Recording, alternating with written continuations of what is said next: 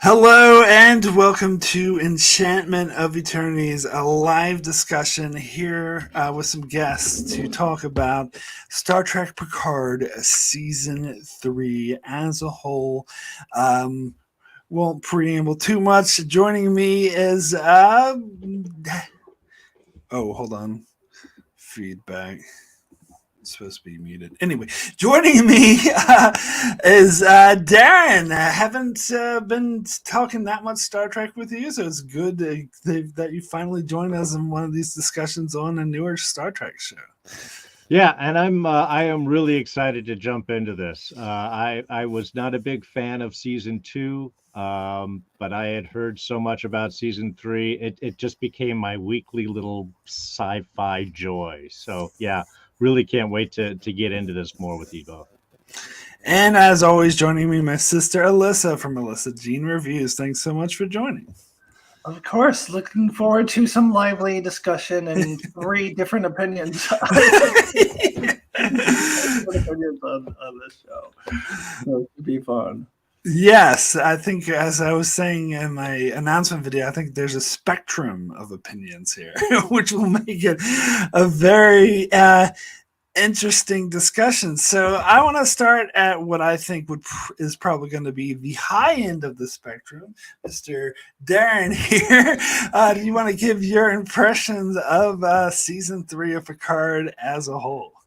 Yeah, as a whole, it was, like I said, it was my weekly sci-fi joy. I wasn't sure how they were going to handle the fact that this was intended to be the third season. They were bringing everyone back for one big adventure. Those elements can be very iffy on the mix of how things are done. This, I think they really hit, to me, all of the real high points and the relationships they build on that. I love the introduction of each character, one episode and then the next and then the next, and you're slowly bringing everyone in. I wasn't sure about the whole Jack storyline, but I liked how that ended up integrating. And like I said, by the end, I was all on board.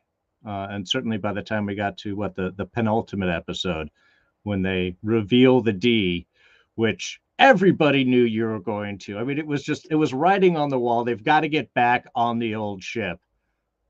I still got all teary.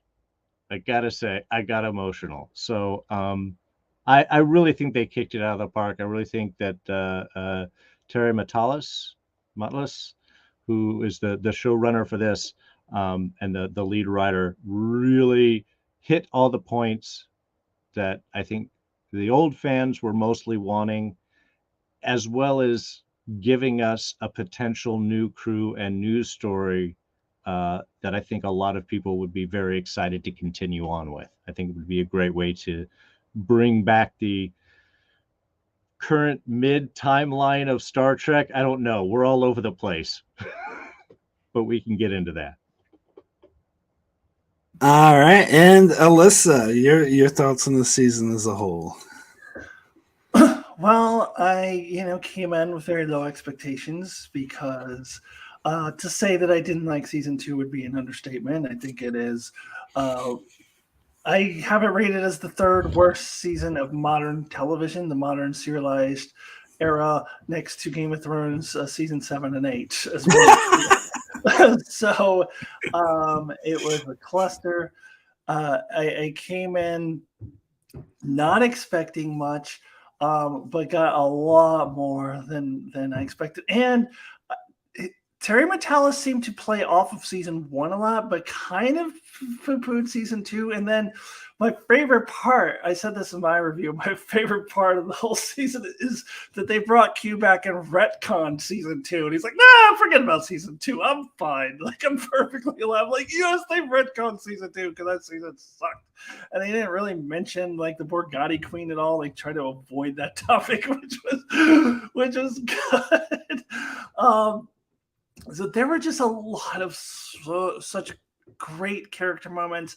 For the most part, I ate up the fan service. Mark says fan service is futile in his name, but the only thing that I thought was a little off was The Moriarty thing was definitely like, "Ooh, look, here's Moriarty," but that didn't even bother me that much. I'm with Darrin, like the Enterprise D scene, had me a little teary-eyed. And I said this at the beginning of the season, and I stand by it, that they should have just went straight to this. Like, they should have just done one limited series of this. And I know it would have been different because they built so much off of season one. The whole explanation for bringing Data back comes from season one. So they kind of did need season one to build off of. So I guess that wouldn't have quite worked unless they totally changed it. But I remember when season one started, they were like, "Oh, no, we're not bringing back any of the Next Generation people. We're doing something completely different. This is going to be just Picard, and this is going to be edgy and new." And then they should have just done this, because this is what everybody wanted. And it's just such a great job with these characters. And this was a true ending for these characters. We already got the true ending at the end of All Good Things. They were playing poker, and then the stupid movies happened, and Nemesis was not at all a good ending for these characters. And they were like, "Fuck you, we're going back to the poker again. This is how it's supposed to end." And so I loved it. I loved a lot of this season. I had a little bit of pacing issues toward the end. I still think they dragged out that mystery too long. And I'm not totally opposed to using the Borg, but if they were going to do that, they should have done that like mid-season is when that reveal should have happened, because otherwise it just felt like our whole season is about the changelings, and all of a sudden, boom, it's about something completely different for the last 2 episodes, and that was jarring to me. Also, the Borg are overdone, so I was just wanting it to not to be the Borg, and it ended up being the Borg. But I think it would have been a little more digestible for me if they had done the reveal. I think the Jack reveal should have come halfway through the season. I felt like that was being dragged out way too long. They kept circling back around and repeating the same mysteries over and over and not progressing in that mystery at all. I thought it was a poorly paced mystery. So I had some issues for sure. But compared to seasons 1 and 2, this was easily the best season of Picard. I still view Picard as a series as a failure. I think it's time to shove it aside and move on to new and better Trek. Hopefully, hashtag Star Trek Legacy. I do like that prospect. But yeah, so I have some issues, which we'll get into, but I have a feeling I'm a little closer to Darrin than I'm to Mark. So let's, because overall I feel pretty positive. I did have some, I think there were some flaws here and there, but Mark, trash the season. All right, so I want to first say hello to those in the chat. Thanks for joining. We got Norman Buckwald and Will Farrow, number 1. Thanks for joining. And anyone else who's watching and happens to go in, very good to see you. Let's see. I thought there was something Norman said that I wanted to address, but Norman says Strange New World season 1 is better easily. I'm thankful we at least got one decent season of Picard, but not as ambitious as a season 1, considering the potential that got squandered. So I actually agree. I'm going to start off by agreeing with Alyssa that I think this should have been the only season of Picard. That season 1 and 2 were a waste of time. And I actually like what they did with Data better in this season. This is what I wanted them to do with Data from the beginning. But my overall opinion of season 3 of Picard is it's pretty much more of the same as far as modern Trek go. I compare this a lot to a lot of Discovery and Picard. That's a mixed bag. There's things I absolutely loved, and things that I absolutely hated and had me enraged. And so that puts it's very similar to, in fact, I would say, I was thinking about this of rating the seasons of Picard and Discovery, and Picard season 2 is easily the worst. I mean, easily. I think it's the worst season of all of Star Trek. And to say that this season's better than season 2 of Picard is such a low bar. It is such a low bar to clear. It's almost meaningless. Like there's probably like I know like a 15-year-old who could make a short film that's better than season 2 of Picard. Like it's not hard to make something better than season 2 of Picard. But so if I were going to rate them all, it'd be season 2 of Picard, then season 1 of Discovery, then season 3 of Discovery, and then I would say season 1 of Picard, and then this marginally better than that, and then season 2 of Discovery better than this, and then season 4 of Discovery better than this. And I would say Strange New World season 1 leaps and bounds better. Pretty much all seasons of Lower Decks better, except for maybe season 1. I think Prodigy also better than this. So for me, this was another kind of mixed bag because.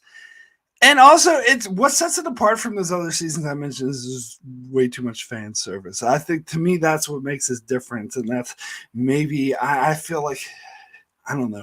My original name maybe would have been better where I said immune to fan service, because I feel like that's what I'm missing and why I'm not as on board, because I wasn't like cheering when they got on the Enterprise D.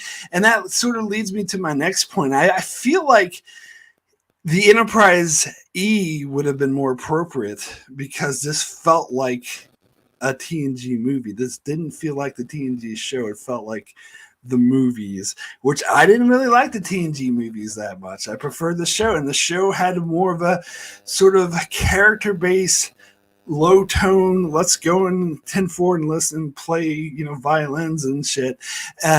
Or let's go like experience a lifetime with the family or whatever kind of tone to it, where this felt like the universe is ending, the world is ending, which is why it was like similar to Modern Trek. Like this every season, Discovery, Picard season 1, all does this, the movies did this. And it seems like the stakes were just throughout the entire season. There's one thing or another, the stakes were like racked against them. They were in an impossible situation on that all of humanity was fucked up until the very end. And I really think Star Trek needs to get away from that. And I'm just kind of sick of that. Now, that being said, there were some great character moments in the season, which is why I say it's a mixed bag. And there's some even plot elements like the inclusion of the changelings, which I did enjoy. I wasn't that on board with Vadic, the villain, at first, but then by the end of it, I was totally on board with her. In fact, in the final 2 episodes, I was desperately wanting her back. And then we get to the final 2 episodes, which we'll get to in more detail. For me, this felt like fanfic written by a 15-year-old. There were still some great plot moments in it, but it felt like, ooh, what if we had the Borg team up with the changelings and they put this virus in a transporter that turned everyone to the Borg, but they had to be under 25. That way, our crew that's old can be the only one there left to save the scene, and then they save them the Enterprise D. Oh, it's Enterprise D. Yeah, sorry. So it was all that obvious sort of pandering, I think is the word I'm looking for, that I just totally wasn't on board with. And to me, this plot, I hate the Borg Queen so much. And this plot with the Borg is just as bad as some of my least favorite Voyager uses of the Borg Queen. It was like a flashback to that. So that actively, in fact, like I got a message from someone who watches my channel who thought I was being too fair to season 3 of Picard because I was noting all the great character moments. And he said, well, I think the terrible plot overrides the character moments and renders the character moments useless, which I'm not that negative. I'm still going to say I love the inclusion of like the row thing is probably my favorite like fan service that I actually ate up. But and I did like seeing Tuvok, and I liked like some of the moments, some of the character moments, especially between Jack and Jean-Luc. Like when I heard in between seasons that he was going to there was going to be a son of Jean-Luc and Beverly, I'm like, that's so dumb. But they sold it to me. So credit to the show. So a mixed bag, my ultimate. That's my take. Well, yeah, let me jump in real quick because I do want to agree with you on the point of stakes. It's the one thing that has really upset me with the last few seasons of Discovery, and something they repeated, each season here is the galaxy, the universe, Starfleet cannot always be in danger because there's nowhere to go from there. I think that's why Strange New Worlds is so great with its weekly serialized shows is the stakes are just at that planet right now. And then you move on to something else. In a large season, I can get you have the bigger threat to Starfleet and things. But when every season, every time they're like, we have to go save the universe, then we got to go save the universe. And what we got to do this week? We got to go save the universe. You're right. It doesn't hit quite as hard. So I completely agree on that point. We need to drop down the stakes on all of these shows. And I'll chime in my agreement with that point as well. And I will also add in, I think Norman in the chat mentioned earlier about the need to move away from the mystery box format. And that's the thing I talked about in one of my reviews too, that just hinging the whole season on whether or not you like the answer to the mystery, it's a format that has to go. And Lower Decks does not use it. Strange New Worlds did not use it. And I think it's time for Modern Trek to move away from both of those things, from the mystery box. Everything is leading up to this big reveal. And if the big reveal is dumb, then the whole season kind of falls apart, like Discovery Season 3, although I still have a lot of positive things about Season 3 Discovery. But they got to stop doing that, and they got to stop having, again, these world-ending, galaxy-ending stakes for every season. That's why Strange New Worlds was so effective. And the reason why I'm so excited about Star Trek Legacy potential, that I would like to see that, hopefully this is what they would do with it, become a Strange New Worlds in the 25th century, where it's not the mystery box. It's not the whole galaxy is going to come to an end, but we're following the adventures of Captain 7 and 9 and her crew week to week. And I love this. I would love to see the Strange New Worlds format where people call it episodic, but as Mark and I have talked about before, it is more serialized than people give it credit for, because it has through lines of the characters. And that's what I would like Star Trek to move toward. So that is, again, Picard is kind of a relic of the, I guess you would call phase one of Modern Trek, where it's time to start moving in a different direction. And hopefully they will do that. I mean, if they did a Star Trek Legacy, I'd give it a shot. What I would hope, though, is I would be kind of coming in a bit cynical, though, the same way I came into this season cynical because of that giant garbage fire that was season 2. I would come in a bit cynical because of Terry Matalas, if he was involved, because I would be worried it would feel more like the TNG movies and not the TNG show. If they had it more of a feel of the TNG show, and it's more about, or like Strange New Worlds, if it was more about separate adventures with, through character storylines, and it wasn't about the world's ending, the Borg are taking over. Like this very second they showed the Borg on Star Trek Legacy, I'm out. I'm just out.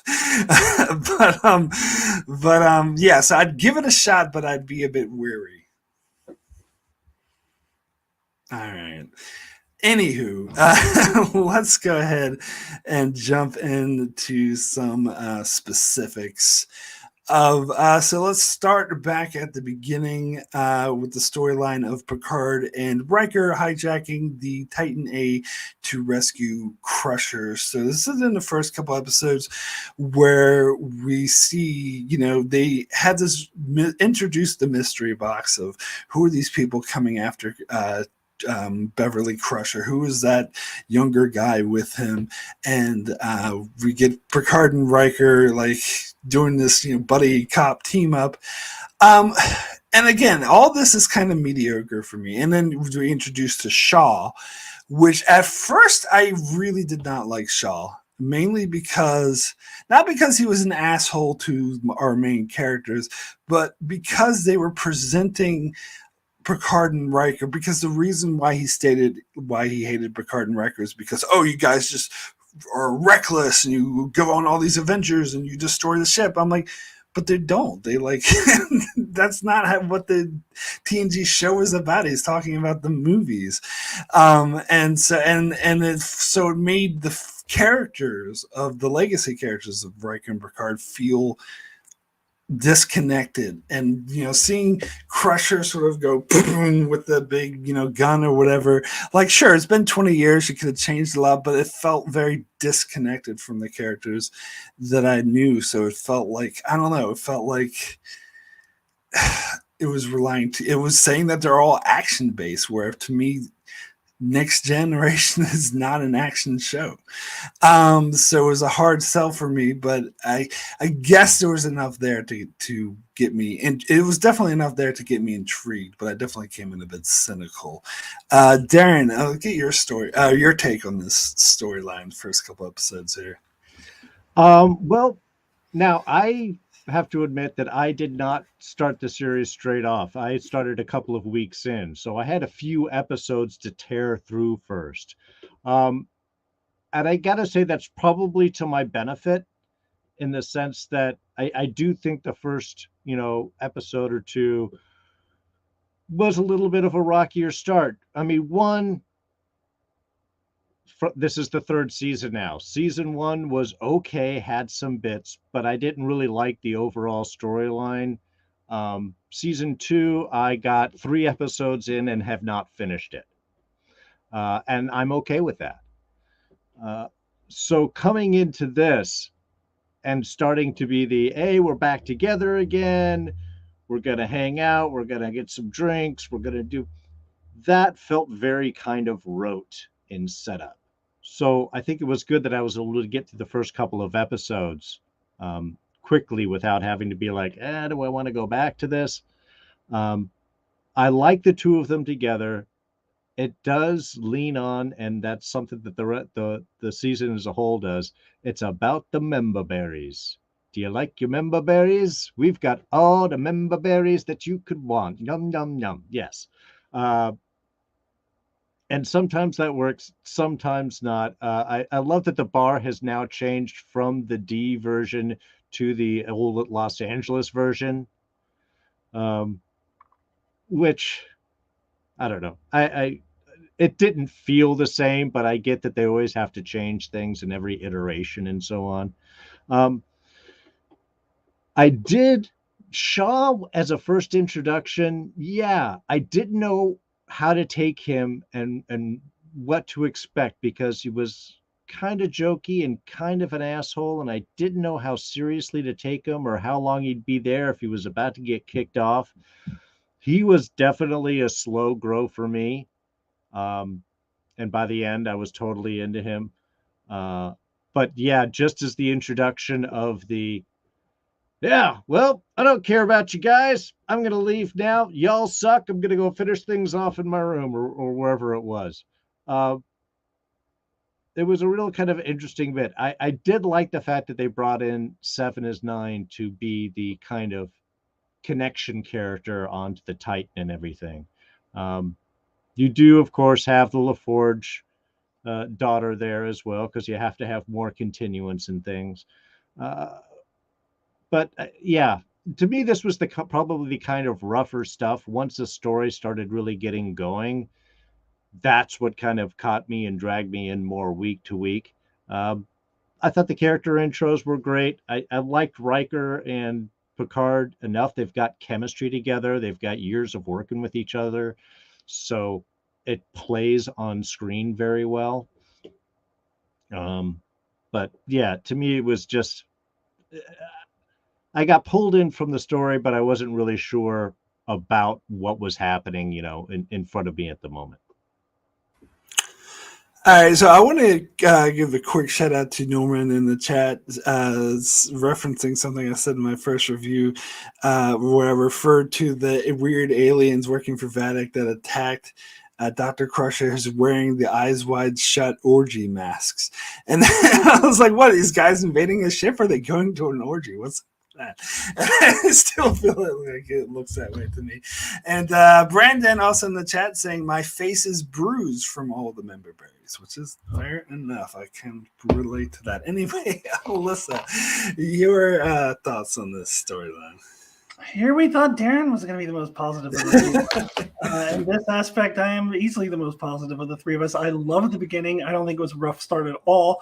There were things that I was concerned about. If they went in a certain direction, I wasn't going to like it. But Shaw being one of those things, I was concerned that Shaw was going to turn into the stereotypical, antagonist captain / antagonist admiral character that they've done way too many times, and he was just going to be hunting Picard and Riker down and be going, you broke the rules, and just be really obtuse, like that Commodore from the episode Ultimate Computer of the original series, where he was just like just had it out for Kirk for no reason.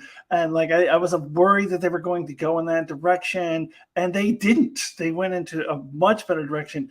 I didn't like the Sydney LaForge at first. I thought she was just, her whole personality was, my dad once told me, but then they developed her later on.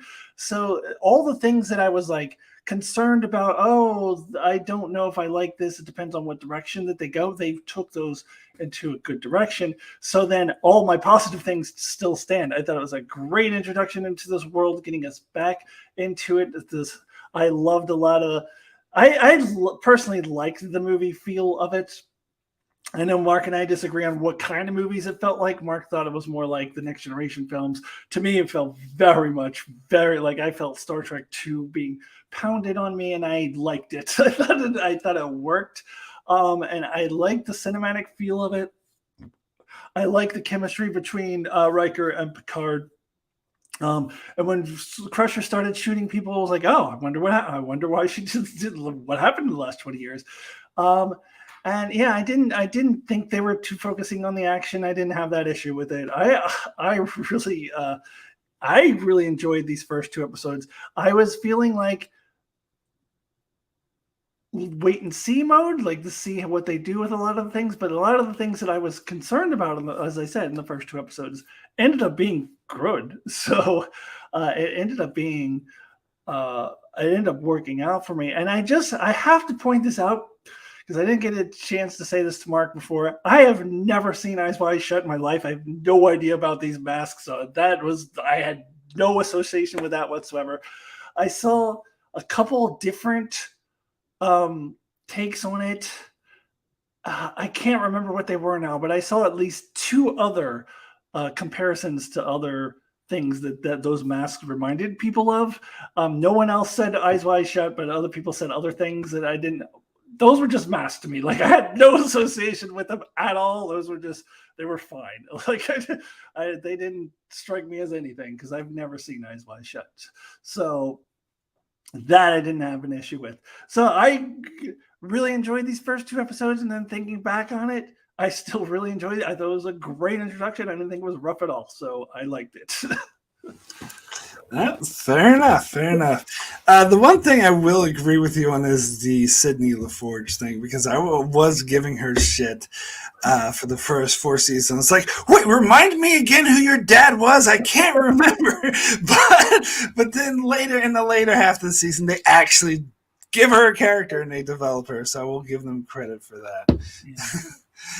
But anywho, yeah, cool. So let's go ahead and move over to the next point I wanted to talk about is the Shrike pins down the Titan A in the nebula, and they play this game of cat and mouse that's supposed to be reminiscent of Star Trek II, The Wrath of Khan. But yeah, I don't know. That's the music and the aesthetics, set design, ship design especially, just screams Star Trek Nemesis to me. I can't, I don't know, it's weird. I just can't get the association with the original films. I just reminded thinking of just the TNG films, just my humble. But anyway, so and as I mentioned in several of my reviews, if you saw them, I didn't like the pacing of this. I thought they dragged the storyline out for far too long, of them being trapped in the no-win situation. Oh my God, the Shrike's such a beggar ship, and they're trapped in a nebula. And now the nebula's going to smash us, and hey, let's throw in some encounter at Farpoint and member berries just for the fuck of it. I don't know. Like, so yeah. So I wasn't like a huge fan of this storyline, but as I said, what I liked about the season, character stories, we got some really great character interactions, finding out Jack was Jean-Luc's son and the different interactions they had between that, actually seeing that flashback that Jack actually tried to approach Picard, and Picard was like, oh, Starfleet's the only family I need. That was beautiful. Like, that was very good storytelling. And Picard and like Beverly, her reasons for hiding this from him, I bought. Worked for me. I like the character dynamics between them, but but then on the other hand, like, I thought, really seriously, they're operating a holodeck when they're running out of power. Oh, it's got its own independent power cell. Like, that really annoyed me. Mainly annoyed me because I don't like the fact they're going into Guinan's 10 forward bar.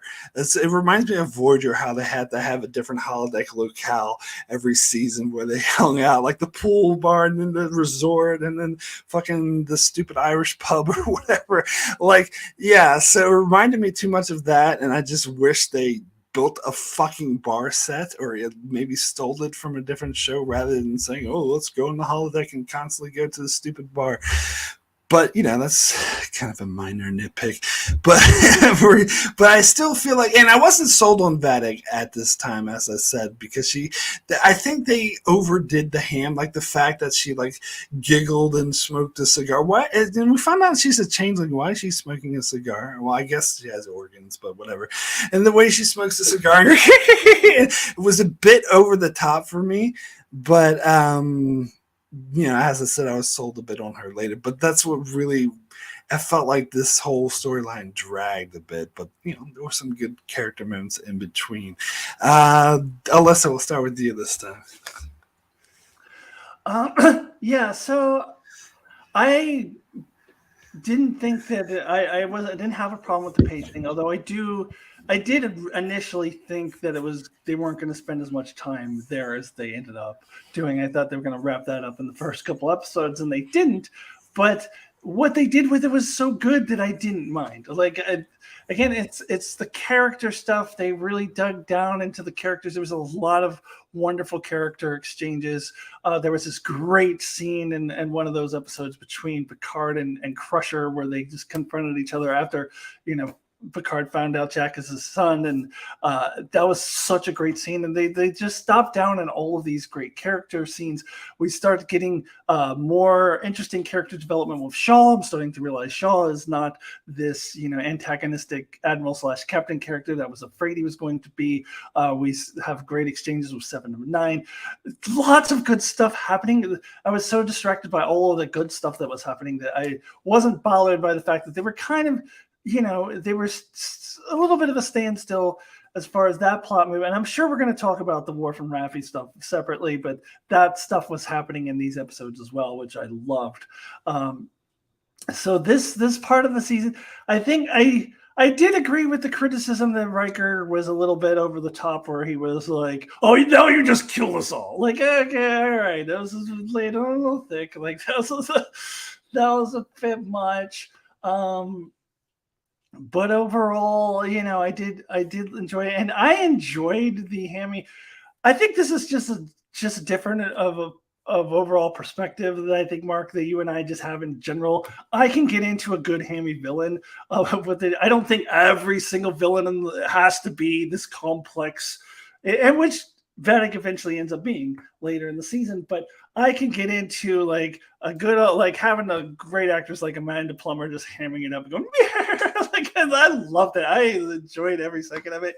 But that's just kind of my general perspective. I can enjoy a good, like, just hammy villain when it's well acted and put in a good situation like this. So I did have a couple of issues here and there, like the Riker thing, but overall, yeah, I was just so entranced with the character moments. And I will also have to mention Jack as Picard's son, too, because I was really apprehensive about that. But they, as you mentioned before, Mark, they really did a good job with that all throughout the season, starting here. And then toward the end, we'll get to that later. That was a good payoff. And in my reviews, I was constantly comparing to Kirk and David, which I think was not developed at all. And Kirk's reaction in Star Trek 3 was not at all earned. They had one, yeah. I only had one conversation with my son. I was like, I had one meaningful conversation in those two movies. One. And all of a sudden, like, they act as if they had this bond, whereas they worked really early on to establish that in this show. And I also, another great scene you mentioned, Mark, the flashback of Jack trying to approach Picard, and he's going, well, Starfleet's the only family I have. But yeah, so there's just a lot of good stuff that I really liked in this part of the season. I will say why the Vadic character reminded me too much of Nero from Star Trek 2009. I just, the way he was just like, me trying to be all silly. I don't know. But Nero, like, just didn't make any sense because he hung out for 30 years. Like, I don't know. It was a weird, like, I don't know. Yeah, and I did forget to mention the Riker thing where he was like, "You just killed us!" Like that was just like, "Oh, we got to end an episode on a cliffhanger." So it was so contrived and out of character. But anyway, yeah, I didn't like that one either. Like, I think that was universally disliked by most people. Darrin, your thoughts? Well, this is, at this point, this is where the earlier work that I was kind of pushing through in the beginning started really paying off for me, because I really liked a lot of the back and forth in the nebula. Vadic,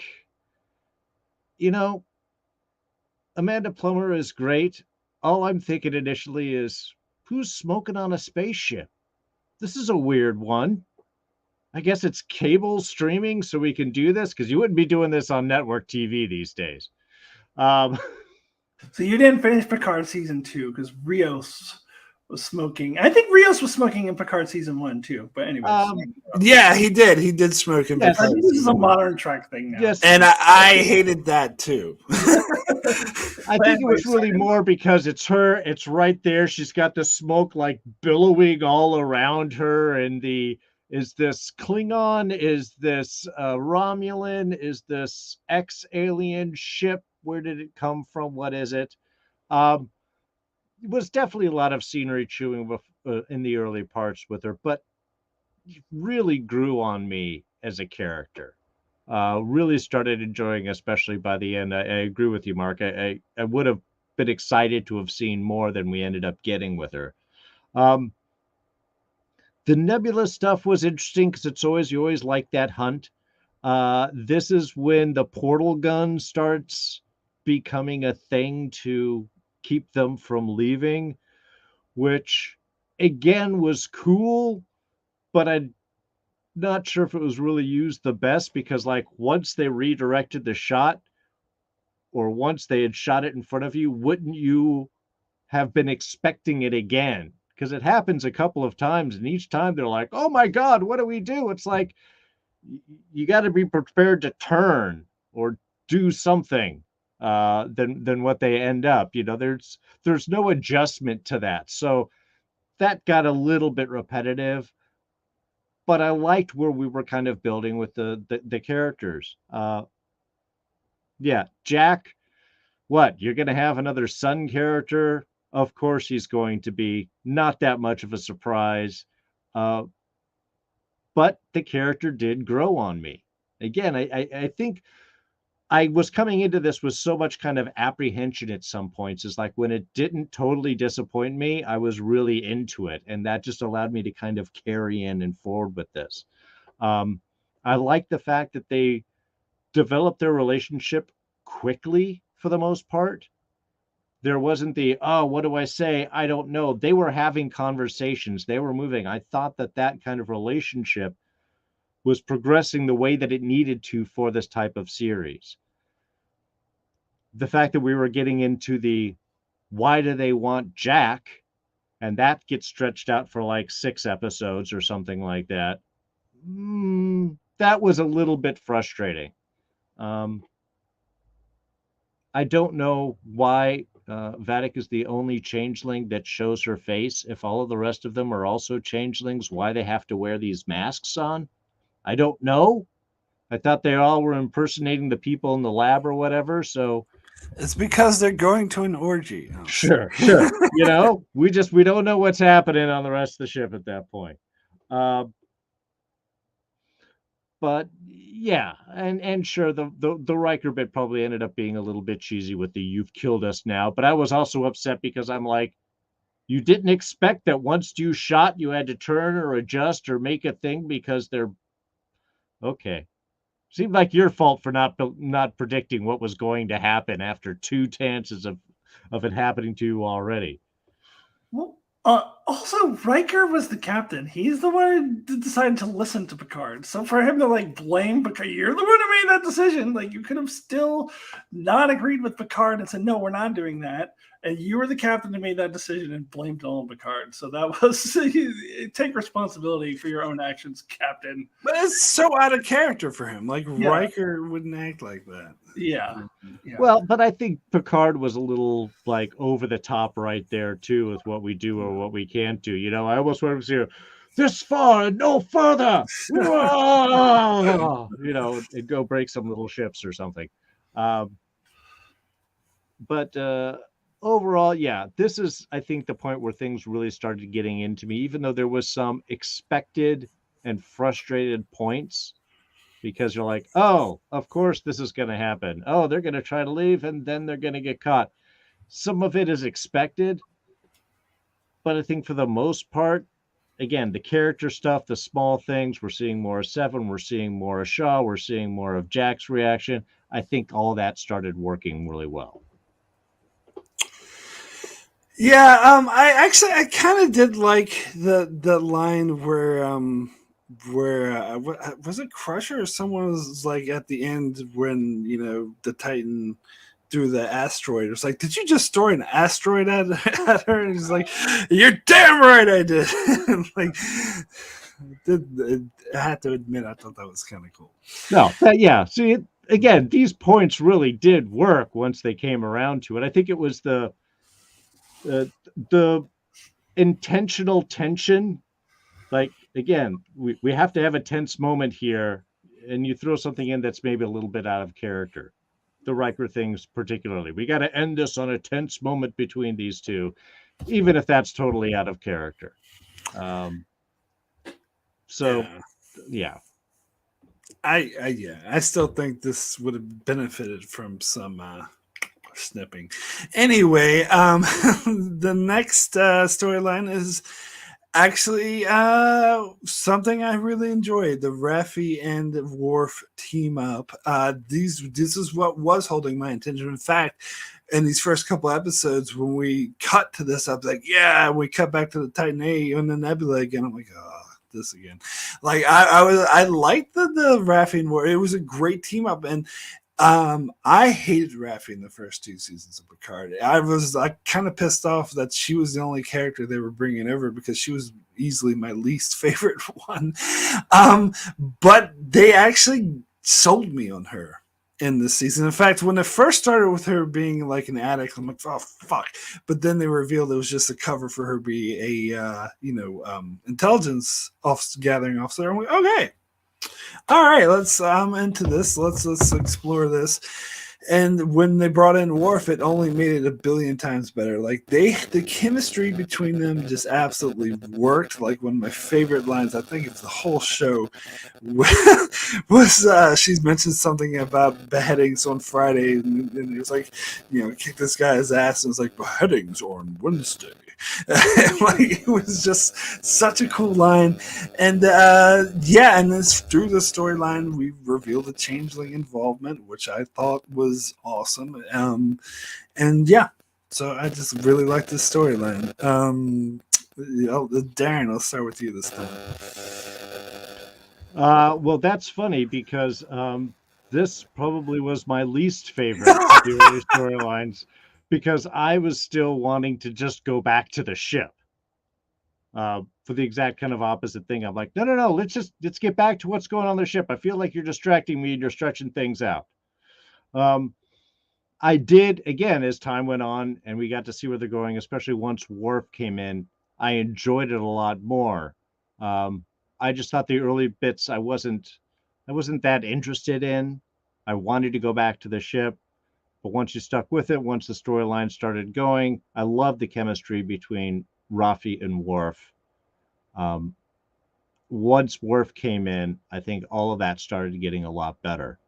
But even at that point, I was like, great, now you should both go back to the ship so we could just have the one contained storyline. I think the only real frustration I had with this was just the distraction from what was happening on the Titan, which I personally was just a little bit more interested in. Did love the whole gangster bit, though. The kind of back and forth there. The actor who played the gangster, I can never remember his name, but he's been in tons of stuff. And he's always great. And he's always just, very conniving in his approach. I recognize him from Fringe. Yeah, that's right. Yeah, exactly. Yeah. But he did a season of Arrow, I think, as a villain, and a few other ones. Oh, I thought it was interesting that he played a Vulcan. But I think in a Vulcan gangster, but I think they kind of overdid it a little bit, where he kept saying this is logical, or like I don't know. They just yes, we get it, he's a Vulcan, but yeah. Yeah, but otherwise, yeah. I mean, that was all great. But like I said, I think for the most part, I was just wanting them to like, okay, so you're going to get together and you're going to head back to the ship for the contained storyline. But I did love like I said, the chemistry and back and forth that got established between the two of them as they went on.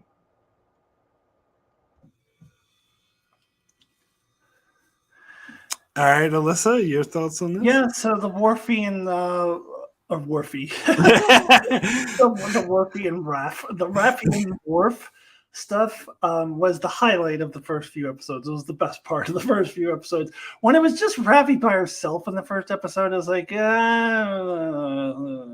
but once Worf came into it, the chemistry between these two was so good. Yeah, you mentioned the scene of the beheadings on Wednesday, and just the little quips between those two. Like they made. I never hated Raffi as much as you did, Mark, but I didn't particularly care for that character either. She wasn't, my favorite.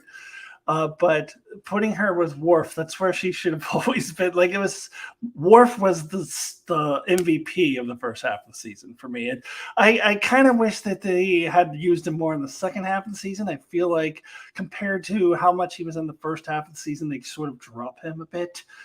In the second half of the season, I don't think he was as important. But the first half of the season, he's the MVP for me. He was the best character.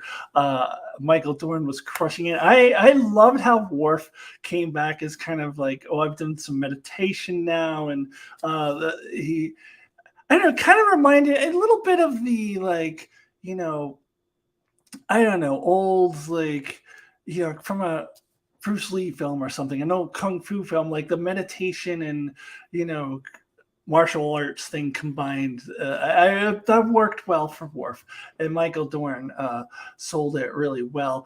I was getting a little bit starting to lose patience with that storyline when they went and encountered a second gangster, like after they already had the Ferengi, and then they went to another. I was like, okay, I'll give you this one, but let's move on from here. Let's not go to a third gangster and just keep going around in circles.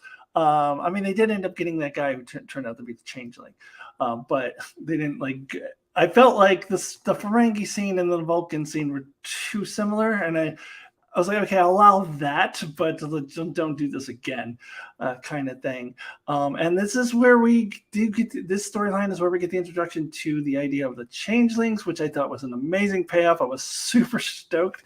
I think the thing I'll complain about later is that they pivoted away from this too much later in the season. I wanted more. I wanted more changelings. I actually did a live stream a couple months ago where I was throwing out these these topics that I wanted people to comment on, and one of the topics was what legacy alien race would you like to see brought back? And I said the changelings, and I was thinking more Discovery could do it because they had a changeling and briefly appear in season 4. So for them to bring them into Picard here completely unexpectedly, I was super stoked. So all in all, yeah, the Worf and Raffi stuff was, I think, the best part of the first part of the season. I wish they had used Worf more in the second half of the season. Oh, just jump in on that real quick. Yeah, I think the choice to have Worf be more of a pacifist at this point was brilliant because it gives his character a new, interesting direction to go in. The fact that they're all this much older, it gives him a reason what his physicality is like may not be where it is.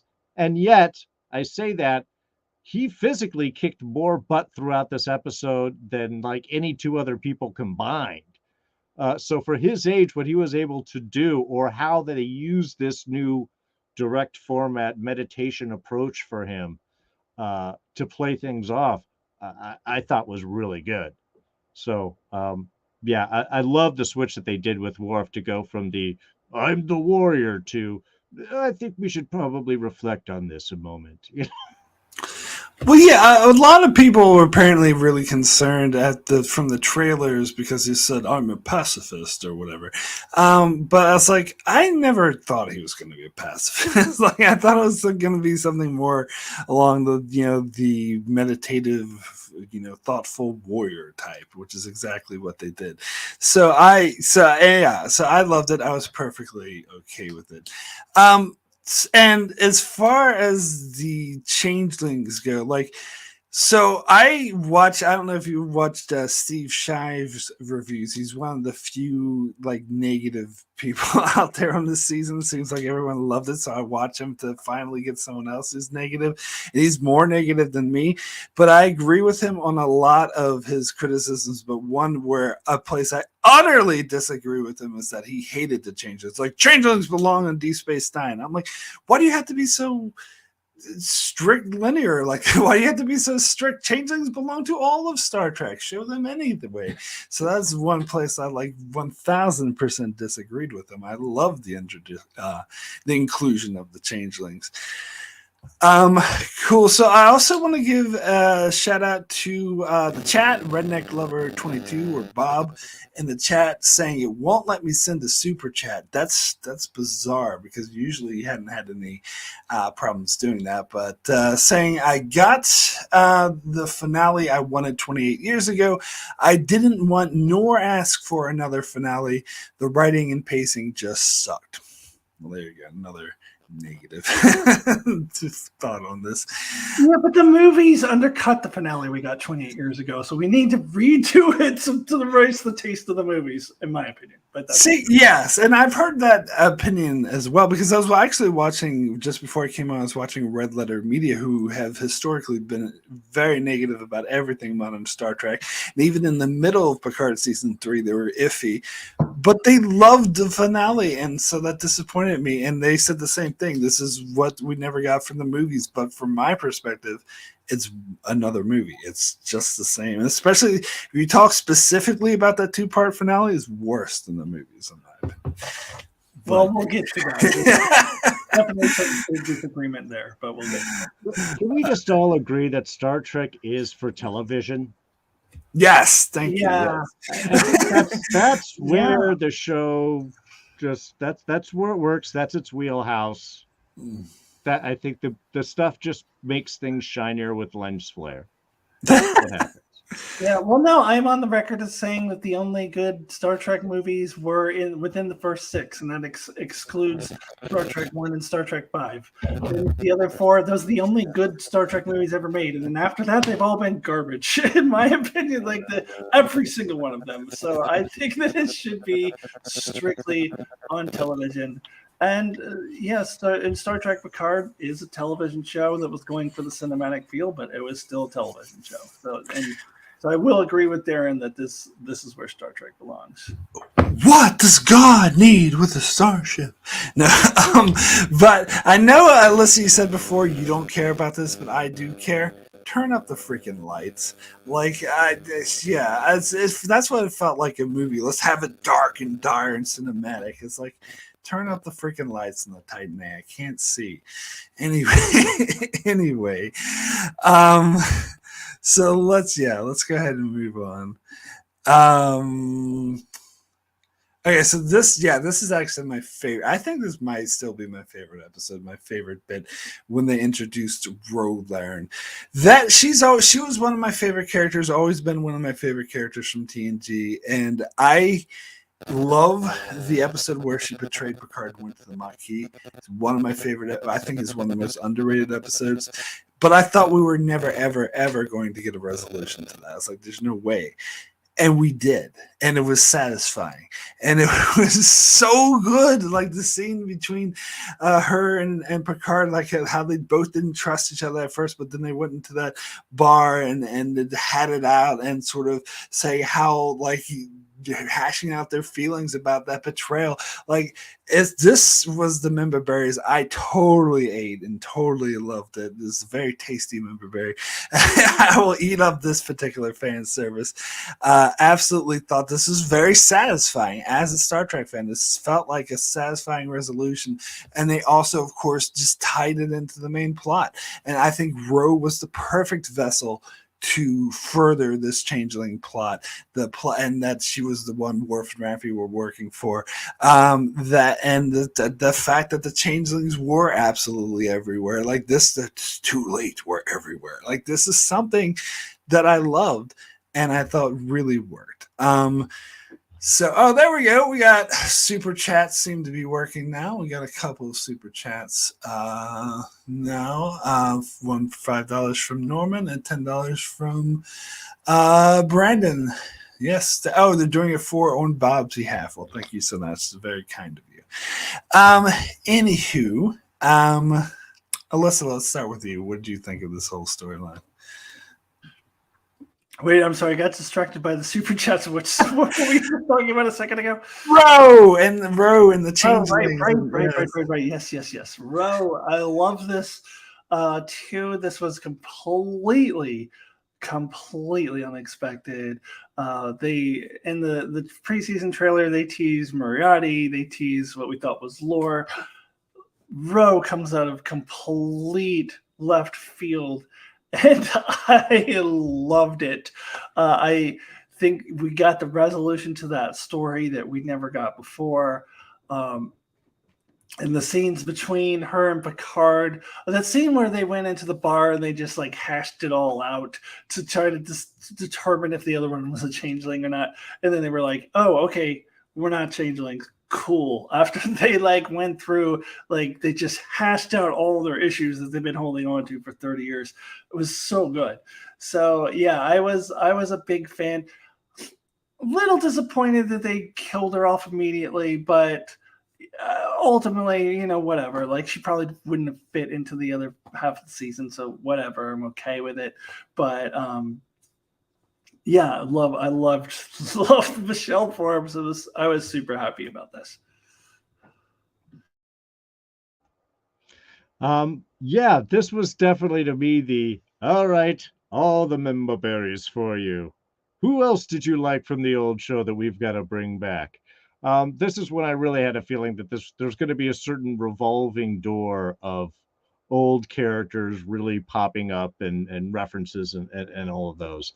And as cynical as that thought may be, it worked so damn well. Again, there is history between these characters, that they are able to hash it out, that there was, in fact, this deep love and appreciation between the two of them that was hurt and cut off. And I think they played that so well, of people who care for each other but still have hurt each other, and how do you walk that back? How do you let the other person know? Sadly, it's always when the universe is on the line, and there's no more time. But I think that really worked. I always liked Michelle Forbes in this role. I always liked Rose. So it was, again, while I appreciated coming back, my first thought was definitely okay, we've got to see everyone now, don't we? The fact that they make the villains the changelings, I thought was awesome. And how deep that it was in, and that we don't know what's going on. It just, to me, it adds that layer of mystery. They've been working like they're after Jack. Why are they after Jack? We don't know. We're not going to say. We haven't figured things out. He's got something going on, but he's not really talking about it yet. Now we have the changelings in. Even though it's really more of a DS9 villain, I thought it was great because it's the universe. It's the galaxy. This is Star Trek. Everything interplays over each other. And I thought that was a great, interesting way to do it. I was just then, of course, constantly asking, but why? Okay, the changelings are here, but why? Which, in some ways is great to kind of pull the drama and stuff throughout the series and just give you little bits. But it is also too much of the mystery box we were talking before of, we get a mystery and we'll give you little clues throughout it, but none of them are really going to be important until we get to the very end. But yeah, and the fact that we end up losing her is really sad, that she does end up sacrificing. She knows she's done. They leave her out in the shuttle. Her last bit is to sacrifice to try and buy them time. It's like, how much of this is expected and how much is just emotional, and why do I just not care because I'm enjoying every minute of it? This is when I really knew that's like, whatever, even though you're doing so many things that I am expecting you to do, I'm still buying almost every moment of it. And I think that was the thing that kind of worked for it. Was it member berries? Was it fan service? Was it just nostalgia bits? A combination of all of those? Probably. But you're right. Things like this is why this should have been the only season of Picard. And they didn't need anyone. Even then, I think they made it some point between when they mentioned Picard's, new body, like, oh yeah, I've got that thing, but that's okay. We'll get the other one back because it's in Daystrom. We find out later on. It just made season 1 so kind of pointless. That whole arc of his sickness. I like that they bring it back, but did they need to? I don't know. So yeah, Rose dying was definitely my least favorite part of it. I would have liked to see more of her, is my biggest complaint. But I read somewhere that it was originally Terry Matalas's intention to bring Ro back in the finale and show that she was still alive. I believe, yes, she was supposed to be in one of those epilogue scenes. And I thought it would have been nice. They just said, "Oh, we ran out of time." Actually, I would have liked it, and they still have time to do it. They can still. Oh, it's terrible! Oh my god! Like undo her death all of a sudden. Oh no, she's still alive! Like they did with what's his face, Legolas last year. What's his face? I didn't mind that either. Yeah. Yeah, like all of a sudden he's just still alive for no reason. Like. No. That would have been like, to not kill her off in the first place would be the way to go. But to kill her off and then all of a sudden in a very 5-second scene at the end go, oh no, we were just kidding, she's still alive. I would have hated that. That would have been awful. I would have loved it. I would have preferred they just not kill her off. Well, yeah. Well, I mean, but if she does have to go, that was a good death. Yeah, I think that's how I feel about it. If she does have to go, that was a good death. I just would have liked to see more of her before she went. What episode? You're in and you're out. That's it. That's all we got for you. Yeah. Jay came in 99. Yep, I finally got to this tab. Been trying for 20 minutes. Start over from episode 1. Kidding. Okay, episode 1 now. Just all right. But yeah, it's good you can finally join us. It's disappointing you were having problems getting in. It looks like YouTube is having some issues. It needs to get its act together. Anyway, so let's go ahead and move on. Let's see where we at now. The Titan seeks refuge with Geordie in his museum of old ships. Now, okay, here's the thing with me with my fan service, because I was talking about how much I loved Ro. And here's the thing. I think I like fan service of bringing characters back. You're going to show me old characters. I love it. I'm all on board. We'll get to Tuvok later. Ro. Like, I would have been okay with them bringing more. Apparently, they wanted to have Admiral Janeway be in the finale, but they couldn't nail down Kate McGrew, so they had to be Tuvok again. I would have loved that. I give me the fan service of the characters. Ships, on the other hand, I don't care. I think this is way too self-indulgent to them go to, oh, there's the museum, and there's the Voyager, there's the Defiant, there's the NX-01, there's the ship from the movies, there's a Klingon ship, there's this ship, there's that ship. I was just like, just no, this really, really bothered me. This is when it felt pointless indulgence and had nothing to do with the story. Now and I'm sure Alyssa will mention this, there was a nice little character moment with 7 of 9 reminiscing of Voyager, which I did like, I appreciated. But I don't think you necessarily needed to show Voyager in order to have that scene. They could have mentioned it from anything. And it wasn't just like, why are you going to have, oh, that's the exact ship from Star Trek 4. Like, that was really felt like, now you're just like, now you're just overdoing it. You've gone too far, in my opinion. But that being said, I liked Geordie. I liked his storyline. Again, this is when they actually started to flesh out Sidney LaForge more, seeing the family dynamic, seeing how he was refusing to help Picard at first because he was all worried about his daughters. Like, that felt real. This character, unlike the other characters, always felt like Geordie to me, and it just felt natural. So I did enjoy that aspect of it. Could have done without the member bears. Alyssa, let's start with you. Yeah, I didn't mind the ships. It was fine. I didn't have strong feelings about them one way or the other. And some of them, like the NX-01 refit, like they don't like. I only know because I watch people's videos where they're pointing out the little Easter eggs. Some of them weren't even like overt, and they had to have a Klingon ship somehow so that they could have the plot device of getting the cloaking device in there somehow. So they had to have a Klingon ship, and it wouldn't make sense to have just a random one. So the Star Trek 4 one it is. And they fished it out of the water. Yeah, I had no problem with it. It wasn't. I didn't particularly like think they were great or anything, but it didn't bother me. But I did, yeah, as you mentioned, really, really appreciated the little moment that 7 of 9 has with the Voyager, and then go dun dun, play the theme a little bit, because I didn't feel like through the first 2 seasons we were remembering where 7 of 9 came from.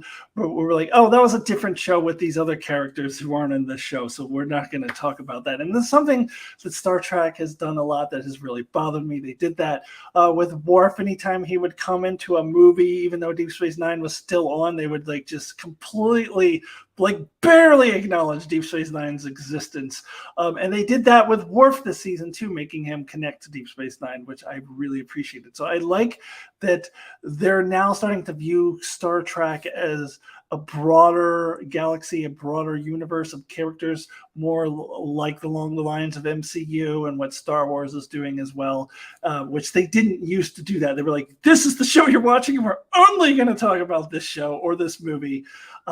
So I like that they were connecting the dots, and we'll talk about Tuvok later. Tuvok comes in, but I like that little moment, and I didn't have a problem with the ship actually being there. That was fine. That didn't bother me. But I didn't have strong feelings about it one way or the other. But I actually, my critique is a little opposite of yours.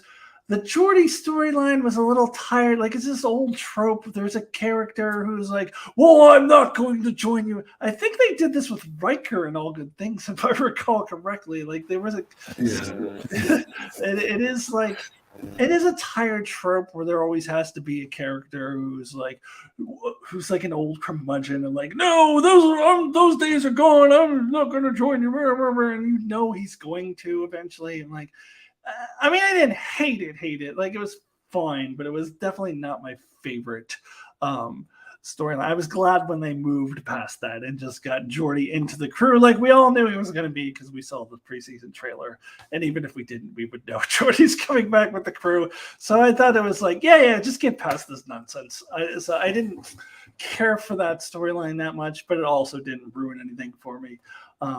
But I think we haven't quite gotten into the territory where I start losing interest. Like, I think it was like episode 6 where I started like, I don't know. But here I'm still. Okay. Wait, isn't this episode 6? Episode 6?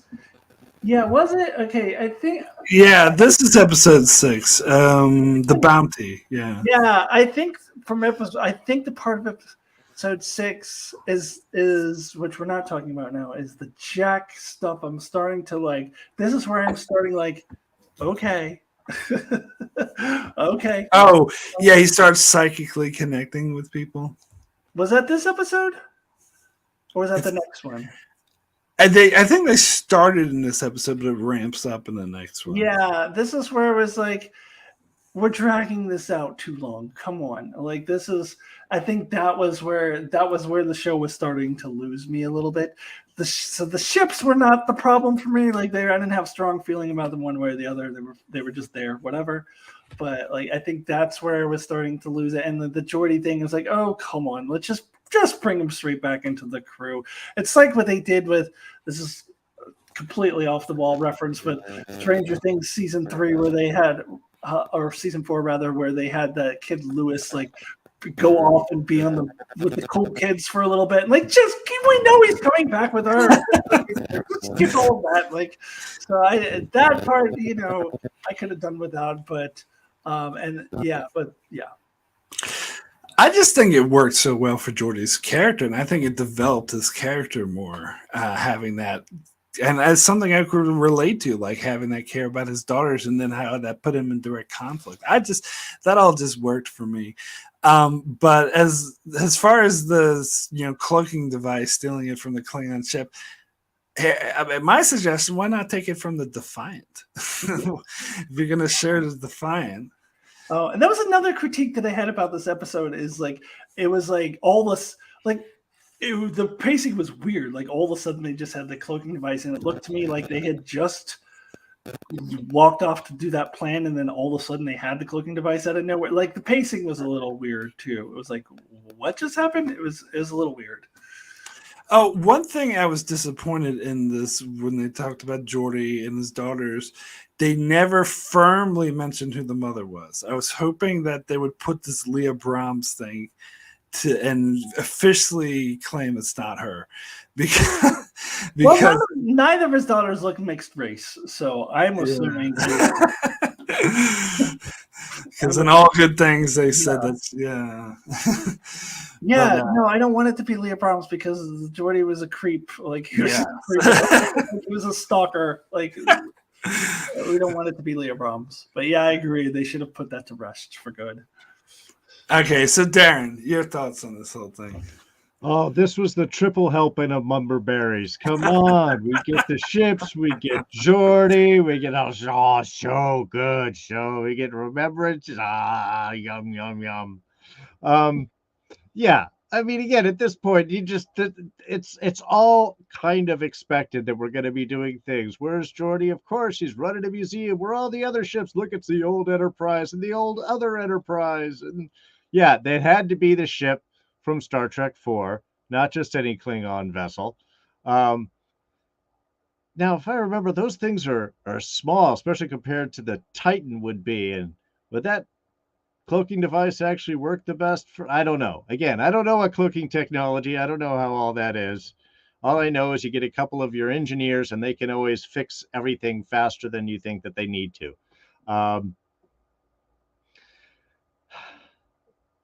Again, I was just in for the ride at this point. So I was enjoying it. Were the ships necessary? Not at all. Really, they weren't. He could have been in an R&D place. He could have been everywhere. I also play Star Trek Online, and they do every once a year. I don't know if it's Federation Day or whatever. They have the museum of ships. So I've seen these in game to go by and like, oh, you can look at all the individual ones and they'll talk about them.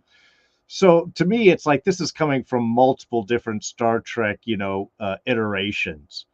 Look, LeVar Burton is awesome, and I loved seeing him as Geordie, and obviously we had to have him back in.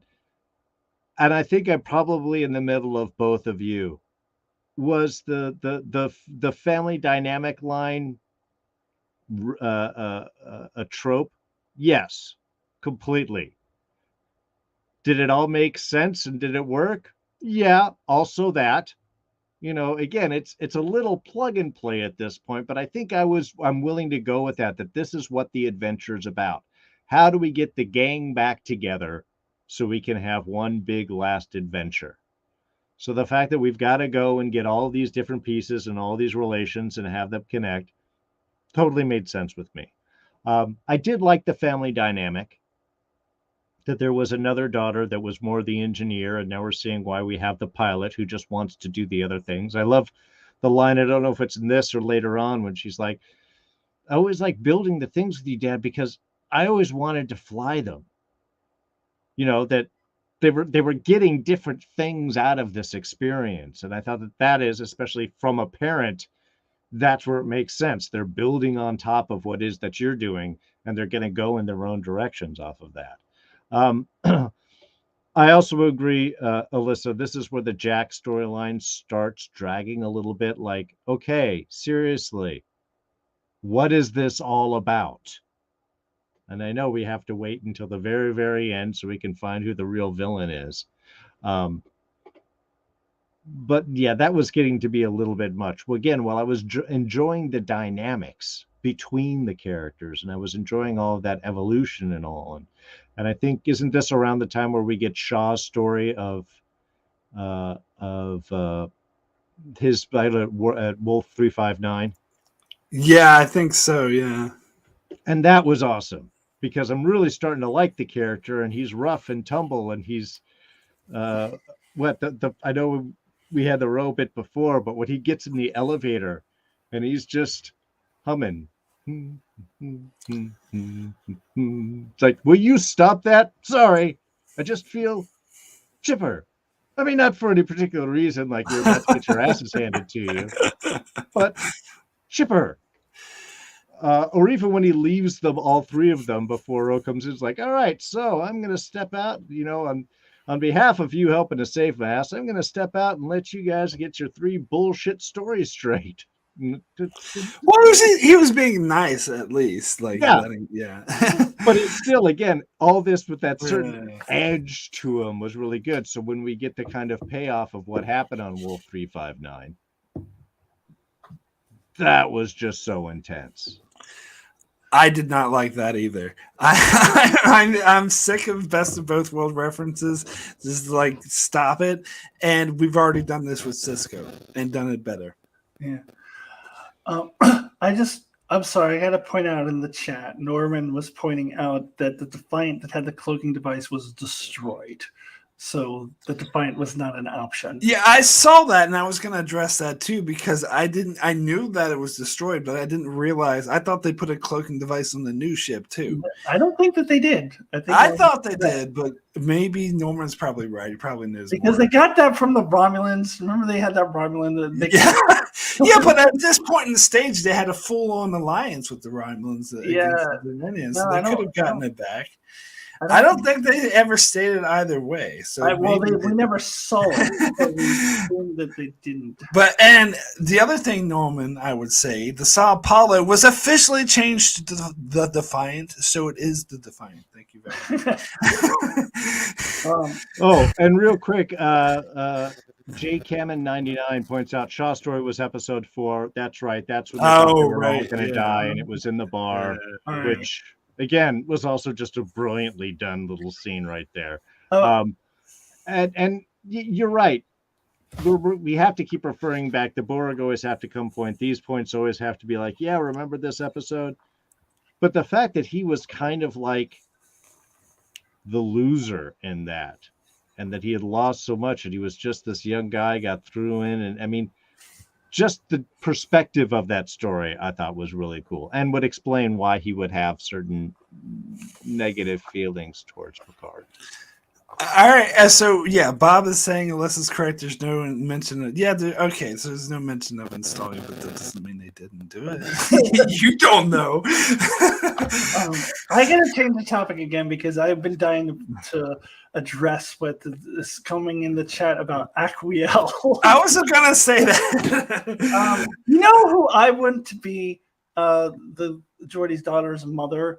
A new character we've never seen before that he met in the last 30 years. Like, why does everybody have to be somebody? Like, can't it just be a random person that he met and fell in love with that does not have to have appeared in a previous episode? That's what I want it to be. Maybe in a season where Terry Matalas isn't the showrunner.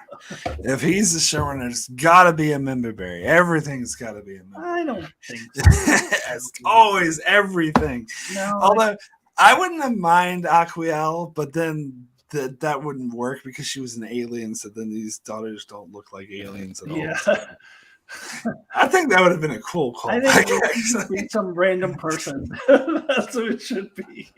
I think the best Terry Matalas could do is not mention who the mother is, because if he did, it most certainly would be established character. But anywho, it's the Sao Paulo, despite the name change, because I don't know, I hated the name on DS9, or at least make it. It should have been the Defiant A. I agree. In fact, it should be the Defiant B, because the Defiant A should have been the one in the original series that went to the Mirror Universe, and Defiant A. Now I'm being really nerdy, and then the Sao Paulo should be the Defiant B. But whatever, it doesn't really matter. And I think someone was criticizing the use of the Sao Paulo and the Defiant or in the museum, because it's really the Sao Paulo and it only flew in that one mission in the war. But they're reconstructing this Defiant just like they did with the Enterprise D, so it makes sense for me. But anyway, those are the real bits of terranium that they pulled from space from the explosion to rebuild the hull. Aquiel didn't change shape though. That was I'm sorry. Isn't that just a dog that changed shape? Yeah, it was her dog, because her dog got eaten by this like shape-shifting organism thingy. It wasn't her. Yeah. Change shape. All right. Really getting into the deep cut nerdy shit now. Okay, so let's move on. So Riker and Troi are captured by Vadic. I'm thankful that they didn't do the old 24 storyline. I thought that's what they were setting up for, and I was so pissed off. And I was like, I so do not want to see this, where it was like, Mr. Bauer, we have your wife / girlfriend / daughter do this, or else we're gonna kill her. Like they did that so many times in the show, and I didn't want to see a Riker Star Trek version of that. I really didn't, but it ultimately just turned out to be an excuse to bring Troi into the show, because it didn't actually amount to much. Like, they just got these codes from Riker that he actually used to warn Titan A in the first place. So it's just a way of bringing Troi on board, which I'm fine with. And I did, as I say, enjoy the character stories, the character moments between these two characters. I thought they were lovely, and I totally bought that there was this underlining depression since the death of their son that wasn't seen in Picard season 1. I buy that. That makes total sense. Do I like it story-wise? No. Actually, I prefer what they did in season 1, episode Nepenthe. I actually thought that was a better Troi cameo than her cameos here. I thought here it was just too dire, too over the top, too high stakes, where that was just a lovely, calm, let's sit back and cook pizza over the roasted fire episode, and I like that better. I preferred that to this, but it's still good. I still liked it. Just I actually thought season 1 of Picard did something better, but that's just me. Darren, what's your thoughts on this? Well, yeah, you got to get Marita Sirtis in. So we'll just have her get kidnapped and brought over here so we don't have to worry about the whole back and forth and all of those things. It's nice. It's easy. You get some great scenes between Riker and Deanna. And those were good. I'm glad that you kind of brought that up because I was a little confused. I liked the idea that Riker was kind of running away from this trauma at home that they just can't deal with, and that's kind of put a wedge between the two of them. But it did not mesh at all with season 1 and them just hanging out and having pizza and not hearing this. I don't know how much time has passed in. I was like, was this baby just born? Did this just happen? Because that season wasn't that long ago from what I remember. So again, because you get kind of into it, and the fact that they are doing these scenes really well, and you can really feel that emotion and loss and conflict and the different positions they're each coming from, I was willing to put my confusion off to the side. I was just really glad that they had found an interesting way to bring Deanna back in and sort of pull them away so that more stuff could happen on the ship. When you start introducing so many characters and having them all run into each other, it can be a little much. By separating them, it became their story and then the ship story, which I think that they kind of worked really well. Them being saved, of course, by Raffi and Worf was awesome. I almost was kind of expecting that. Okay, we're about to get out, and here we are. Now we can all do the stuff together. It was a nice point where there was definitely going to be that feeling of turnaround, which obviously did, because for some reason, pretty much the entire ship went over to the Titan. This is where things got to be a little, I don't know, kind of easy and moving. It's like, okay, we got to move everybody from here to there, and we'll just leave this place all alone so that this can happen with the other characters. Again, I can have my small complaints, but I think the character stuff and the interaction between them is what carried a lot of these stories and weights forward more than, are they fixing plot holes? Does this really mesh with all the stuff that I knew before? Look, everybody just had kids right after they left the Enterprise after Nemesis, right? That appears to be what's happened. And then you fill in the blanks with that. Except for Worf, because he's a terrible father. Anyway, Alyssa, your thoughts on this? Well, I had to get back to something Darren was saying, because they did have an explanation for that. As far as why they were all just hanging out, having pizza, and everything was hunky-dory, and that wasn't that long ago. They explained that Deanna Troi was using her empathic powers to calm Riker and make him forget about his pain, and Riker was a little not happy that she had done that to him. Now, whether or not that's a clear retcon, so whether or not you want to buy it is up to you, but they did have an explanation for it. Well, so so one thing I want to make clear is that I do buy it, and I'm okay with it. I just prefer I guess I don't really care one way or the other, to be honest with you. I think they both still work. I don't think that it ruined that season 1 episode, so I'm fine with it. I think my issue with this storyline is that there's this big cliffhanger where Riker's like, he's been captured, and then they're not in the next episode at all. and the pacing is getting a little weird here. I was thrown off by that. And then also, I think in that same episode, Worf and Raffi were just off somewhere off screen. I don't know, that's one thing that's starting to get a little weird to me in the season. I didn't like the pacing there, and then they're brought back 2 episodes later, and that's when they have this confrontation that you guys are talking about. And Riker had apparently given Vadic off screen had given her a bad code, which I didn't like, an outdated code, which I only know because somebody mentioned it on a video. I did not catch it in the show at all that he had given her a bad code. That I guess, but he had given her some information. I got that, but it was off screen.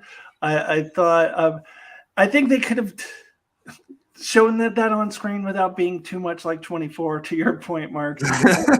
This is where the show is getting. I thought the rough. You guys were talking about the rough beginning. I thought the rough part was the middle here. Like, this is where it was like, yeah. But as far as the Riker and Troi actual confrontation there, no, I thought that was good. It was good stuff. They had a lot of good character moments. Even though it was a retcon of season 1, I was fine with it. I'm like Mark. I buy it. It was fine. And I guess I don't have a strong opinion one way or the other whether they should have done it or not, but I did enjoy it, so it was fine. My issue was more with the fact that they were gone for an entire episode. No, don't get me wrong. I totally agree with you. I think the pacing here was horrible too. I did have issues with the disappearing Riker for an entire episode and all this stuff happening off screen. And someone in the chat mentioned earlier, I think it was Brandon, where was Kestra while Riker and Troi are off being captured? Apparently that happened off screen too, because I thought the first words out of Riker's mouth when we saw him again would be to Troi would be, "Where's our daughter? Is she okay?" Now I have to assume this happened off screen because they saw each other before that, so maybe that's the first thing he said, which would make sense. But I think we needed to see it. At the very least, mention her more specifically if you're not going to show her. All right. So let's talk about Data. This is something I actually really liked. I like this is, as I said in my intro, I think this is what they should have done with Data all along. I think the battle between him and Lore dragged on for too long. Again, there's pacing issues. I think they should have just cut straight to it. And the whole thing with Lore just so happened to taking over the ship that allowed Vadic to take over. That really pissed me off. Like, that's too much serendipity to allow the villain to take over. And it was very cheesy at first. Like, I hated it. But then the other episode when they resolved it with all the member berries, I was okay with these member berries. Here's Spot, here's a picture of your Tasha Yar, whatever, like, because it had to do with the story. It helped the story along. It was him Data fooling Lore, and and I liked that. I actually liked how that for Data and Lore becoming one, which actually made sense, and I liked this version of Data, and I like what they did with them for the rest of the season. Now, in the chat earlier when we were talking about member berries that people were pissed off about, a lot of people, and I think even Alyssa, mentioned Moriarty. I didn't actually have a problem with Moriarty because I thought he made sense for the story as well, that it was an aspect of Data trying to warn them off. My only issue with Moriarty is including him in the trailer. Because including him in the trailer, you're setting up, oh, he's this big villain, but he's like this cameo for 2 seconds. Don't put him in the trailer, and that's why I was pissed off. But if they hadn't had him in the trailer, I would have been perfectly fine with him. I had no issue with Moriarty being there. But all those other Easter eggs they had at the Daystrom station, like Kirk and Tribbles with teeth or whatnot, like, I wouldn't have noticed any of that unless I watched these YouTube videos, so I don't care. If they're little Easter eggs that I don't notice, they don't bother me because I don't notice them unless someone points them out to me. That's fine. Good for them. Just don't fucking do anything with Kirk's body. Don't fucking bring William Shatner back to Star Trek. Absolutely do not. But just having it there as a little Easter egg, sure, fine. I don't give a shit. Anyway, Alyssa, let's start with you on this one.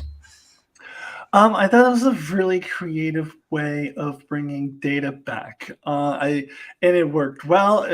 Again, a clear retcon, but one that not all retcons are bad. Like, I think it's a retcon that worked. I think it was a very ingenious way to get Data back on the show again and not make Brent Spiner wear that gold paint in his old age, which he said he's not doing ever again because it looked bad in this first season. He's like, I'm not doing that. He swore he's never putting that gold paint on again, and he didn't have to because they came up with a good explanation. But more to the point, don't bring Brent Spiner back as another fucking soon. Exactly.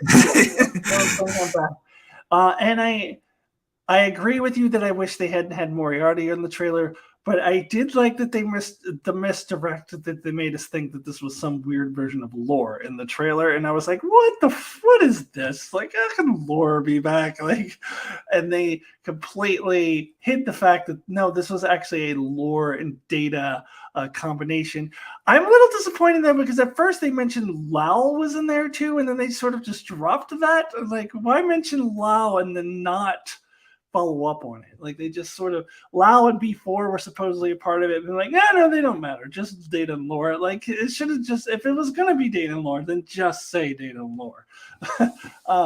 But I did like that. I did like the scene where they confronted each other and how data tricked lore, which of course I knew he was going to do. It was very predictable, but I did enjoy it.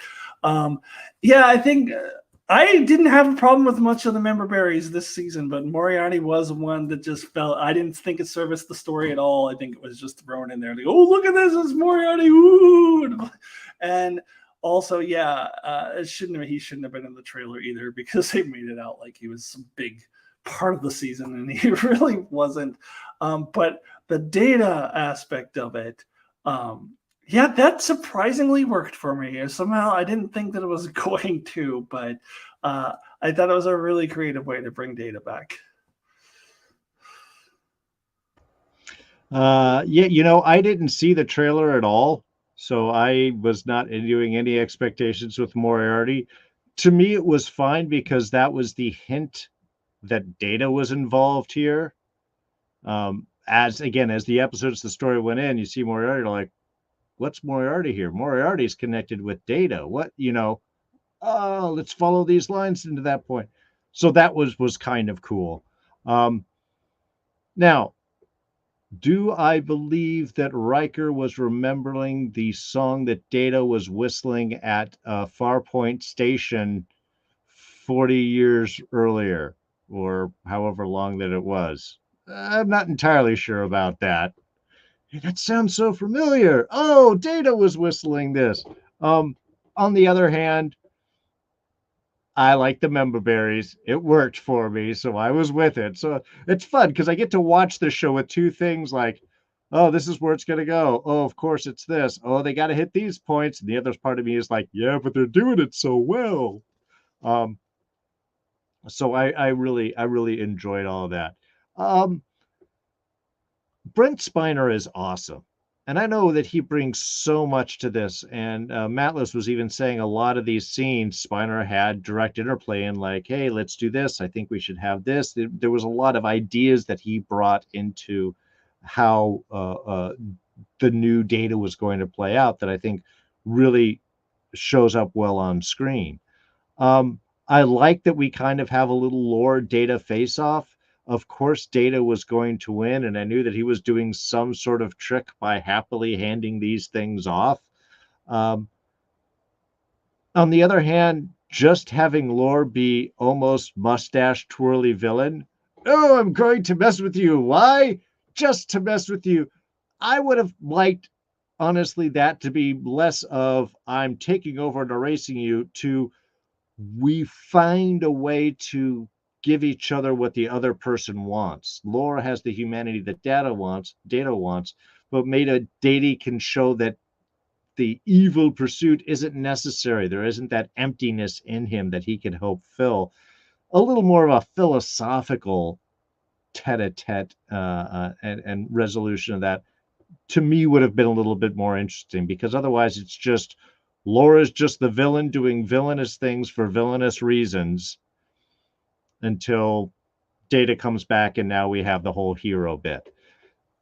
That was kind of the only complaint that I had. The fact that he's playing both these roles tremendously well and still bringing new stuff to a character who's on his third life now, fourth life. I know he was dead in Nemesis and they brought him back in season 1, and then he really died because he didn't want the Nemesis death to not mean anything.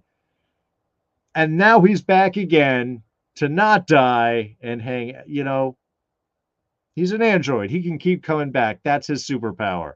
But yeah, again, overall, I enjoyed it. I enjoyed the evolution. I like the new Data and that kind of balance, and the fact that he was still able to find happiness and joy and anger even in the following episodes was great.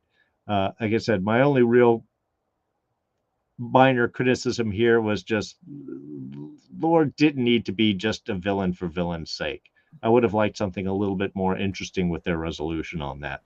But otherwise, it was really good. Well, the thing is, Laura's always been that. He's always been a villain for villain's sake. Sure. And that's why I think Laura's incredibly overrated. Like, Yes. the only episode that Laura worked for me and all was Brothers. Yes. When they meet Dr. Soong, and then you kind of get a little bit more of insight of why Laura behaves the way that he did. That was the only time it worked. Data Lore, I think, is one of the most overrated episodes in the Next Generation. People will point to that as a good episode in the first season. I think it is absolutely one of the worst. And I have never liked Lore. In Descent, part one was fine, but then part two is one of the worst episodes in the series.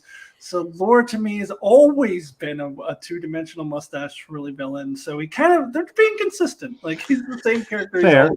Which is why I was very hesitant of them bringing him back. Which is why when in the trailer when they're like Lore, I'm like, God damn it, don't bring back Lore. But I think I liked how they utilized him here, but I wish they would have cut it back more, because if they did less of it, then his mustache twirly would have bothered me less. If they just cut back the storyline more. Yeah. Well, and they were so so specific in saying it's Lord, it's Data, plus there's some of Soong in here and some of before, and we've got these different elements. And that was like just window dressing, because when it came down, none of those other personalities came in. They were pushed immediately to the side, and it was just Laura and Data. And yeah, they could say that they were lesser and these were greater parts. But yeah, why outside of, well, so I can give you old man skin and you don't have to wear that makeup again. But one thing I did forget to mention was the scenes with Data and Geordie. God, those are just so good. Especially seeing them reunite. And this is a point other people brought up. And this is an area of the show where they did correct the movies, because the movies focused too much on Picard and Data's relationship in Picard season 1 as well. Geordie was always Data's best friend, and it was so great that they brought us back to that. Now, one scene where like Geordie was begging when Laura was defeating Data, he was like, "Come on, Data, come out!" And he was like showed this emotion. Like that was like one of the best scenes of the show. That was really good. So this was definitely a high point for me. Fully agree. I agree with that as well. Yeah, that was really good. All right, so let's get into the final battle with Vadic. And at first, when she took over the ship, I was very much against it, and I still think the way she did it was kind of contrived. It kind of annoyed me that Picard, he's supposed to be this brilliant tactician, he comes up with a stupid plan that fails miserably. So for me, that was contrivance to get her on board. But once they did have her on board, I thought it was fucking amazing. I thought with the way she was taunting the crew, like this is when her ham cheesiness really worked for me. I was perfectly okay with it. And plus we got in her backstory of how there's a failed Section 31 experiment. I won't go into the whole side plot thing bar about how I hate how they're retconning Section 31 to make them Federation agency that absolutely everyone knows about, but let's leave that aside. I think her backstory was really good, and I think it made a lot of sense, tied into the Dominion War arc, and you bought that she was not right in the head because of this shit, and that she desperately wanted to see them suffer, and the way she was toying with the Titan crew and saying, "Oh, you're gonna die and this kills someone else." That Vulcan character who had a couple lines, I guess, but it was still like powerful, and how Jack desperately wanted to give himself up, and Picard knew that she would just kill them all anyway, so they come up with a plan, and it's tied into Worf and Raffi rescuing Riker and Troi, where you get that awesome scene where like Riker and Troi hug Worf, and he's like, one's personal space is a treasure or something like that. Which is, again, I love the Worf stuff. And so this was probably one of my favorite episodes, if not my favorite episode of the season. I thought it worked so well. Now, they should have not had this mystery box with Jack Crusher, and they should have just explained what it was at this episode, and then ended the show here. And then like, oh, they come up with Beverly Crusher's magical changeling fix in this episode. And then the season's over. I probably would have loved this season a lot more had they done that. But anyway, before we talk about that, though, let's talk about this ending thing with Vadic, her defeat and hostage taking. Darrin, we'll start with you on this. Yeah, I have to completely agree. This is when the scenery chewing from Amanda Plummer really starts to work. I love the fact that she's falling apart. We're starting to see the tendrils, the marks on her face and everything. You can see where whatever is happening with her is kind of hitting this further degradation point. There's a level of kind of almost desperation in how she's acting and what she's doing, which I thought was really cool. The whole taunting bit was fun. I like that Jack is discovering this, hey, I seem to be able to control people, but I don't really know how and what's happening. I knew that it wasn't going to work on the bridge, but I liked the fact that it got as far as it did, and the fact that at that point, Vadic knows about this power and is able to sort of taunt him through the person that he's controlling. Again, it really started raising the stakes, which is, I guess, why shortly after, when she's gone and blown out the hatch and space exploded, I was kind of bummed because I'm like, but we still have 2 episodes to go. What do we do? So I mean, I think that was really kind of my only bump point is that at this point we really kind of got to the edge of what is this connection? What is this thing? And then your villain gets killed. In a great way, visually nice. You're always like, oh, she's in space. It's just frozen. It's a changeling. It can be recovered. We can, oh no, slammed into the ship, blown into the ice crystals. Okay. All right. Definitely dead now. Definitely dead. So yeah, I really like this episode. I like the tension that was going on. I like the bits even between Shaw and Seven at this point about that, you should have shot, you should have this, I'm not going to. Well, now you've killed us all. You can see all of that tension, which really pays off after all of this when you have the big rush to the exit and his last stand. So I love the tension that was really built up in all of this. You didn't know which character was going to die. I like that they do end up killing a crew member. And the way she did it, it's like this person, and this person right here. It's just, again, it's kind of that perfect scenery chewing evil that makes sense for this particular type of character. But yeah, and then again, how it was all eventually turned around between Seven and Jack in the blowout. Kind of an easy, like, all right, blow them out the airlock and it's all good. But it also worked really well for me.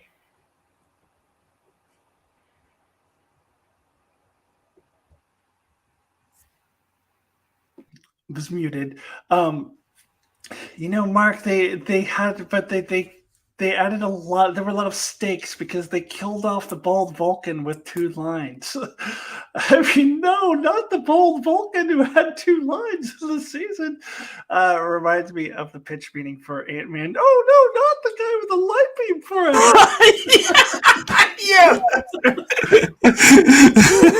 Thanks. The guy with the light beam for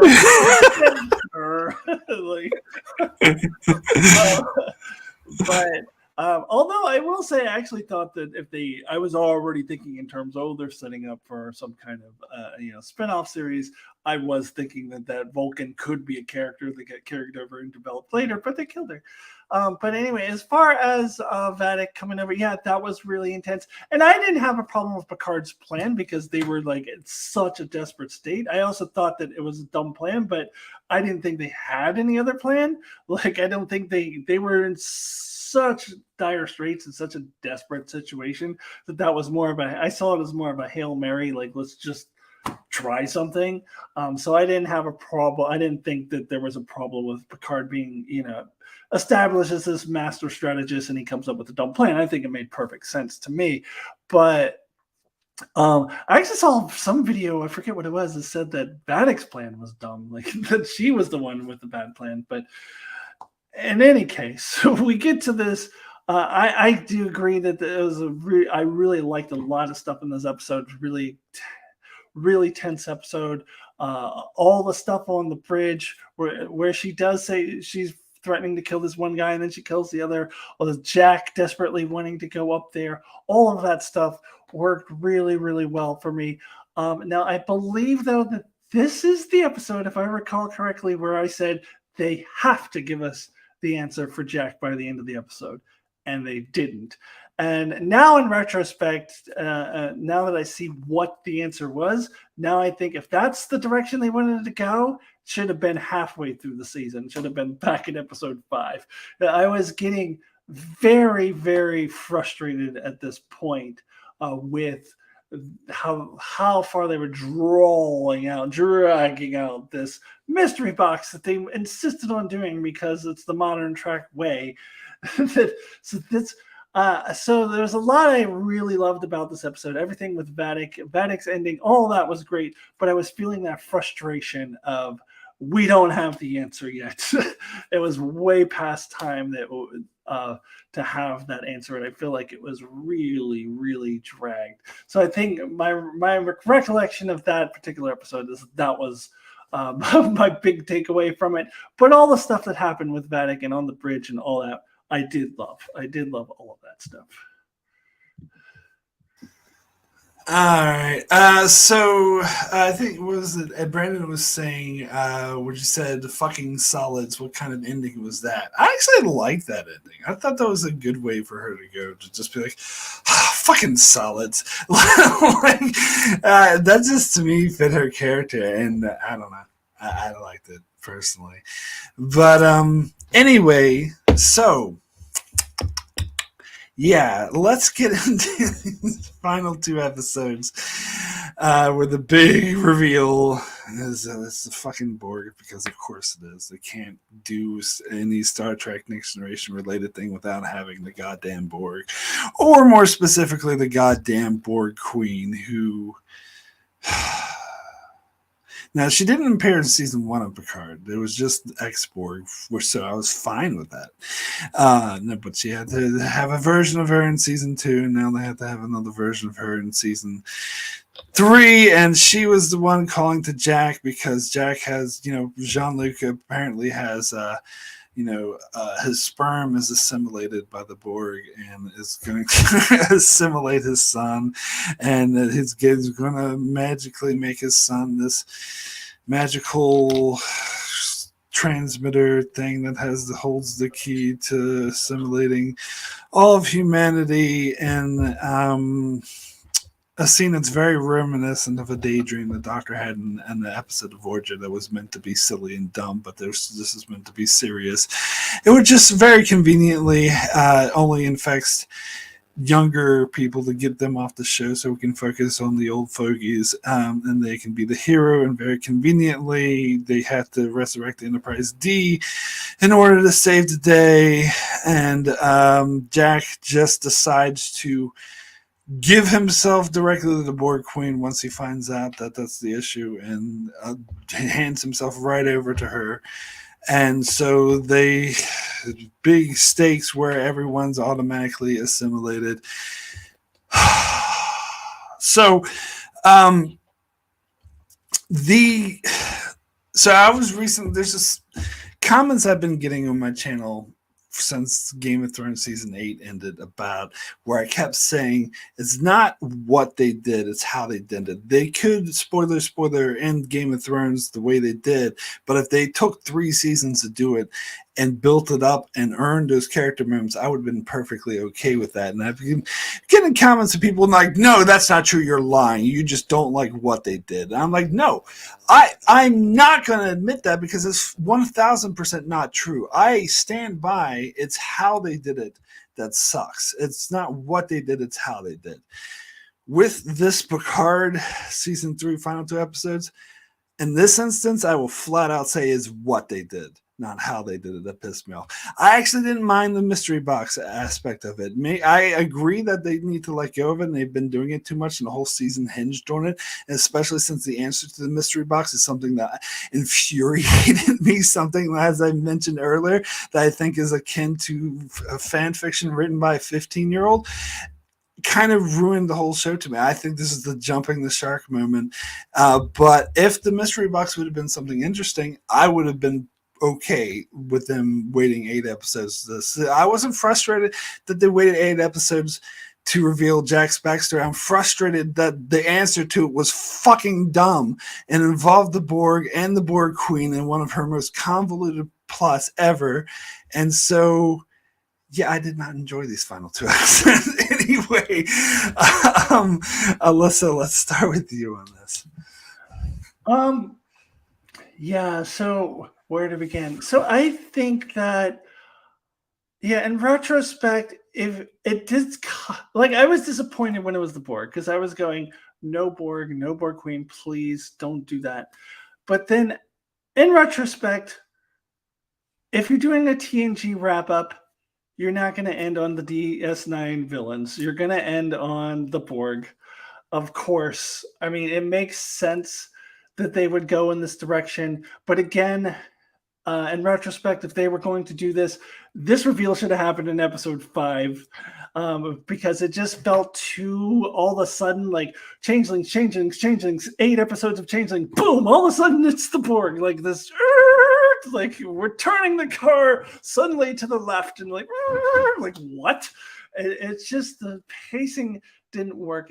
It made sense that they would do a TNG wrap up with the Borg, but it should have come a lot sooner and been built up to a lot more. And one point that I would definitely disagree with you on, that I saw you talk about in your videos, is how convoluted the plot is. The most convoluted Borg plan was traveling back in time to prevent Zefram Cochrane from doing first contact, instead of sending a fucking fleet of Borg ships to blow up Earth. Why do they just, all they have to do at any point? And so the reason why I don't think this plot at all was convoluted is because they didn't have that option. They established that the Borg were all dead because of Mark's favorite episode for Endgame, where the Admiral Janeway gave this disease to them. And that's been established. That was established in the first season. That's fine. That the fact that I actually think it was a pretty ingenious plot by the Borg Queen, to be honest with you. And then I don't think that the impression that I got is this was not something like she put this thing in Locutus in case one day they needed to do this plan. Like, this is what she was planning all along. I think that they're saying that this is just a side effect of him being Locutus that the Borg Queen knew about and took advantage of. It's not like she had been planning this all along. I think in the situation that they're in, where they, all the Borg are decrepit. And by the way, the version of the Borg Queen with her ribs hanging out, I don't love the Borg Queen, but it was creepy. So I did actually like how they portrayed her here. But the fact that they would have to do this, like what else are they going to do but something like this? Now, is the thing with Picard having the DNA thing, is that a retcon? Yes. But again, I say the retcons don't always have to be bad. So I didn't think this actually was at all a convoluted plot. I think First Contact is a convoluted plot. But here they did not have the option to send a Borg fleet like they could have done in all those Voyager episodes, all the First Contact, just send all the Borg ships and blow up Earth. That's not an option here. So they come up with a, I think, pretty ingenious workaround to turn people into Borg. Now, was it a little bit of contrivance that it only affected young people so we can have our heroes save the day? Yes, it was. Did it bother me? No, it did not. I was sometimes I just let contrivances go. And the member berry of the Enterprise D, I did kind of eat those member berries. I did enjoy seeing the crew on the Enterprise D again. Now, would this have been the ending that I wanted? Did I want them to go in the Borg?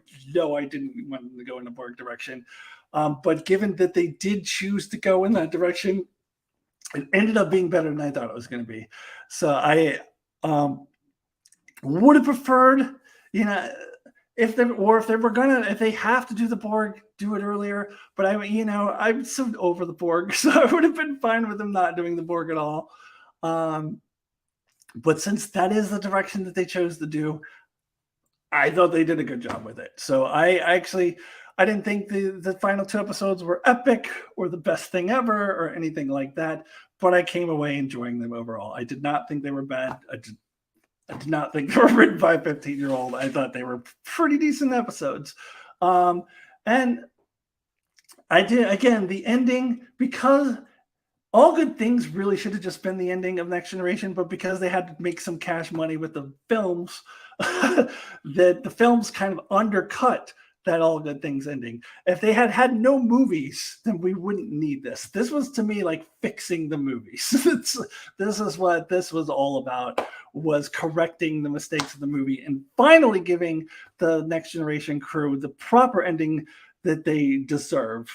They got in All Good Things, but then it was taken away from them by the movie. So now we have to do it again. So I love the ending. I love that they ended playing cards again. I thought character-wise, there's a lot of great stuff here, and that's kind of what my focus was of the final 2 episodes. I love the character stuff. So that's my rambling take on these final 2 episodes. Not amazing, but I definitely didn't think they were bad. So, yes, we will have to agree to disagree, because I do disagree with you very strongly on several points. Several points I want to make, though, is that I didn't necessarily, I don't agree that it had to be the Borg they ended TNG with. Like, they could have ended TNG on anything. I do agree it would have been maybe a bit wonky for the changelings, but I would have been okay with it. I didn't say that it had to be the Borg. I'm just saying that it makes more sense than the changelings. Yeah, I would have been preferred if they didn't have the Borg at all, too. Yeah. I just really don't think they needed the Borg. And I agree with what you said about the pivot of a changeling up to episode 8. Oh, now it's the Borg all of a sudden. That's sloppy writing. But had they introduced this particular storyline in episode 5, I would have been a bit more okay with it, but I still wouldn't have liked it, because I guess I agree. My perspective is that this is ridiculous. I think it's personally more convoluted than First Contact, but that's just me. Like, how is it convoluted though? I don't understand, because they don't have the Borg ship up. Because Jack being like this super transmitter, just because he's Jean-Luc father, he was assimilated for like 2 days, like that I don't buy. And that all they need to do is take his DNA, and that the changelings would work with them. Why the fuck would the changelings work with the Borg? Like, this is what comes off as really fan fiction-y to me. And that they just happen to assimilate every single person throughout Starfleet that easily. It was Yeah, well, agree to disagree. I do want to agree to disagree with Redneck Lover 22, though. You don't fix a problem by rehashing the same thing. The only thing that was rehashed, though, was the card game. Everything else was with. I feel like it was a retelling of the future as the future actually is, because All Good Things was like this one possible future they didn't do. And this was like the characters in the future as they really are in the main timeline. So to me, that is not rehashing the same thing. It was doing something new with the characters as they are now. So I'm going to disagree with him as well on that. And I totally understand your perspective on that that needed to fix the ending of the movies. I don't necessarily share it because I didn't mind Nemesis as much as everyone else did, but so I would have been okay had they not done this poker scene again, but I'm okay I'm not bothered by it either. Like it's fine, and I can definitely understand your perspective as you didn't like the movies, so that makes sense to me. If they didn't do the movies, we wouldn't need this. This is how, that's how I feel. Because they did do the movies, I feel I did need this, but that's me. Not everybody felt that they needed it. But the other point I really wanted to make is when they revealed it was the Borg, I didn't necessarily hate it then. In fact, I still think had they handled the Borg differently, I could have been okay with it. I just thought that the way they handled it was nonsensical, and it reminded me of the worst Voyager episodes like Dark Frontier and Endgame. And the fact they focused on the Borg Queen, I think the best way they could have handled the Borg is by not having the fucking Borg Queen. Like, I just can't stand that character. But anyway, Darrin, you've been waiting patiently. Darrin? Yeah, I think you guys pretty much covered all of it. Oh. Sorry, I have a groundhog walking past me on the ground here. Or a rat. That's great. Now I gotta. Sorry, I'm in my garage, so I guess it's an easy access point. There. All right, good to know it's happening. Yeah, look. Once I saw the Borg ship, they did the okay, open it up, and it's the Borg cube, and was I disappointed? No. It was more like I agree with you, Alyssa. Of course it has to be the Borg. That's how you're going to have to rev this up. We're bringing everybody back. We're hitting all the points. We're clearing up all the things. So, of course, it has to be the Borg. I wasn't really against it in any way. It was like it made sense to me that this was going to be how they were wrap it up. The whole, organic DNA switch. So now Jack could be the transmitter and be able to convert all of these Borg in one quick little bit. Yeah, it's a little easy, but they always have to have the thing where then when you defeat the major villain, then their army goes away or everybody is reverted. You can't have then it was 4 years before we were able to find a way to reverse these Borg drones, so in a way, it makes sense how they have that up. The fact that they had all of the ships conveniently wired to work together and to override. We have this new thing to wire everything together, and before the Cylons, the Borg, come and can take over all of it. So, that was a little bit much, but again, it gets us to the Enterprise D, which is ultimately where we knew that this had to wrap up. If you're going to come back for the next generation, you're going to bring everybody back, you got to have the ship too. I love the Titan. I would have been fine if the next series went on with the Titan as opposed to the Enterprise G. It looked like an Enterprise, but giving it a different ship name, I would be fine with that. Then you don't have possibly 2 series where you have Enterprises exploring the galaxy. If we're just going to say the legacy is going to go forward because the fans demand it and Paramount needs some new shows. But yeah, overall, I was fine with it. it made sense to me as the way that they would wrap up this show. So I think I was already automatically kind of on board with it. The fact that they made the Borg Queen so honestly, I haven't watched all of Voyager, so I didn't know anything about the Borg disease or anything like that. So that was all kind of new to me.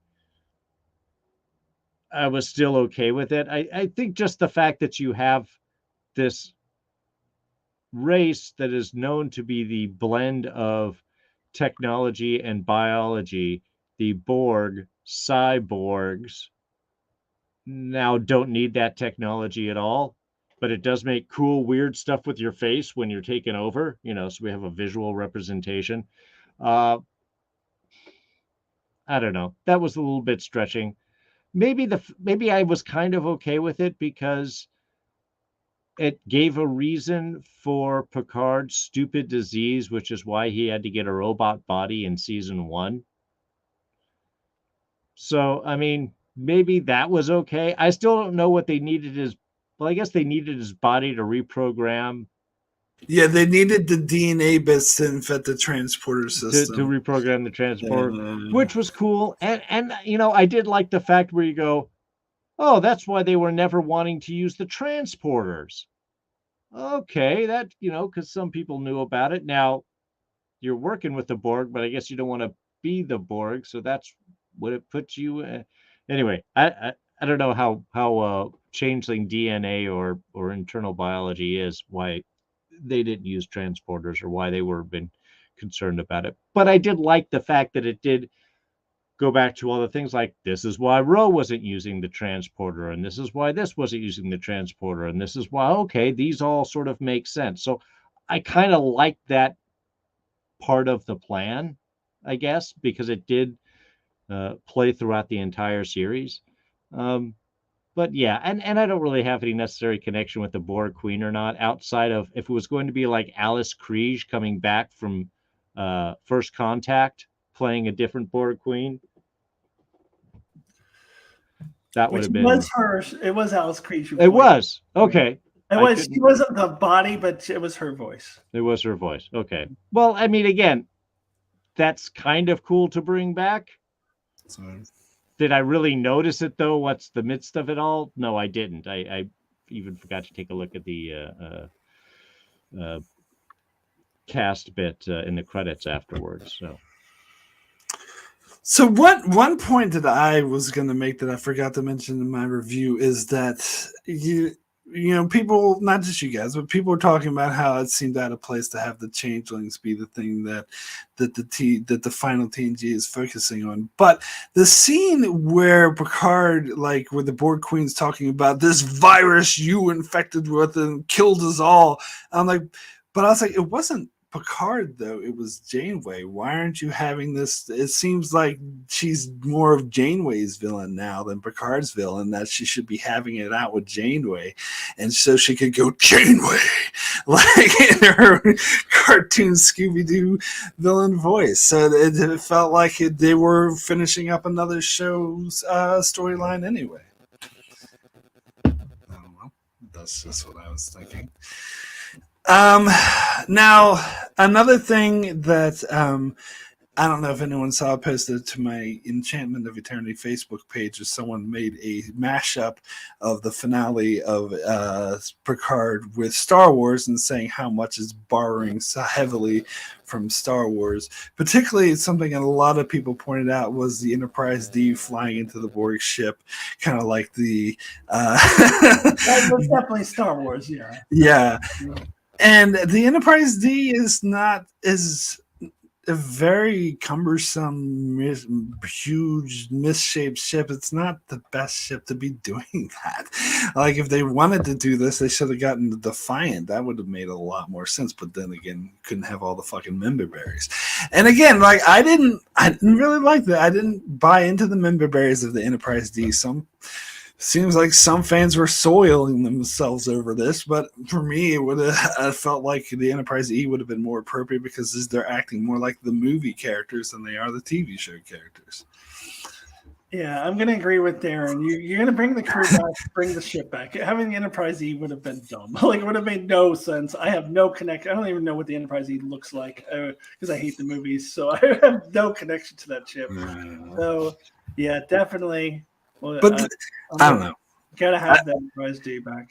But I just think this is more like the movies than this is show. They should go to a concert and go try to negotiate a peace between warring aliens if they want to bring back the Enterprise D. Then I'd get on board with it. Go see Spot and go to the 10 Forward and play with some violins. Well, besides, the Enterprise E wasn't available because apparently Worf did something. Oh, yeah. That wasn't my fault. Yeah. And I will make it a threesome. You even hear yourself? Yeah, Worf had some of the best lines. Worf was, I think he was definitely the MVP in the first half of the season. He had some great lines in the second half of the season, though it was underutilized, but yeah.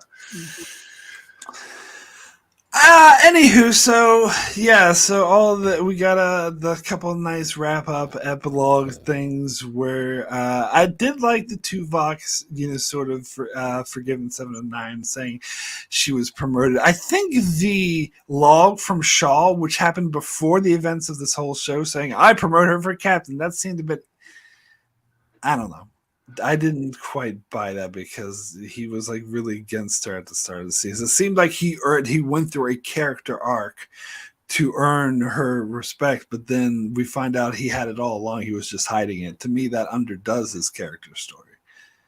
Oh, see, I thought that he sent that off before, like around the row time or just after that. I thought that it was further down the line. I didn't know it was right before the series started. Am I mishearing that? I thought it was before the events. All the other videos, YouTube videos that I watched, seem to be acting as if it was done before the series. So I didn't get a clear picture either way, just from watching the episode. But all the other YouTubers are behaving as if this was a recording before the series. So I'm just rolling with that. Yeah, that does undercut a lot of his change in things, because the fact that at the end, just before he dies, he calls her 7 of 9. There's a reason why he was referring to her name, her human name before that, and then this. So that does kind of undercut. I'm going to put my own headcanon that he sent that off in the middle of the season, and that's why. Yeah, that would certainly make more sense. But I did like the seeing Tuvok again, and I thought it was fitting that he was the one that told 709 she was the captain because of their prior relationship on Voyager. And I like the callback to Tuvok earlier when she knew he was a changeling. It was like, my friend Tuvok saved me with the mind meld, so I know that's why it's not you. Like that was like I like those cool callbacks to Voyager, and I like the Jack Crusher thing at the end, actually, where he's like sitting in the third chair and he's like this high up guy. Like that was a bit too much for me. And then how they were making like, what's gonna be your catchphrase? I'm like, I really didn't like that. That really annoyed me. If they do the show, I hope that they kind of change the whole Jack Crusher being the advisor to the captain thing, because I didn't like that either. That's stupid. Yeah, but I did like the fact they didn't have Seven do her captain line. They just cut right to it because, you should take some time. If you're gonna do a show, then you can come up with something cool. You've done enough stuff. Don't try and figure that out now too. Yeah, and then the poker scene, I'm okay. Oh, Mark's frozen.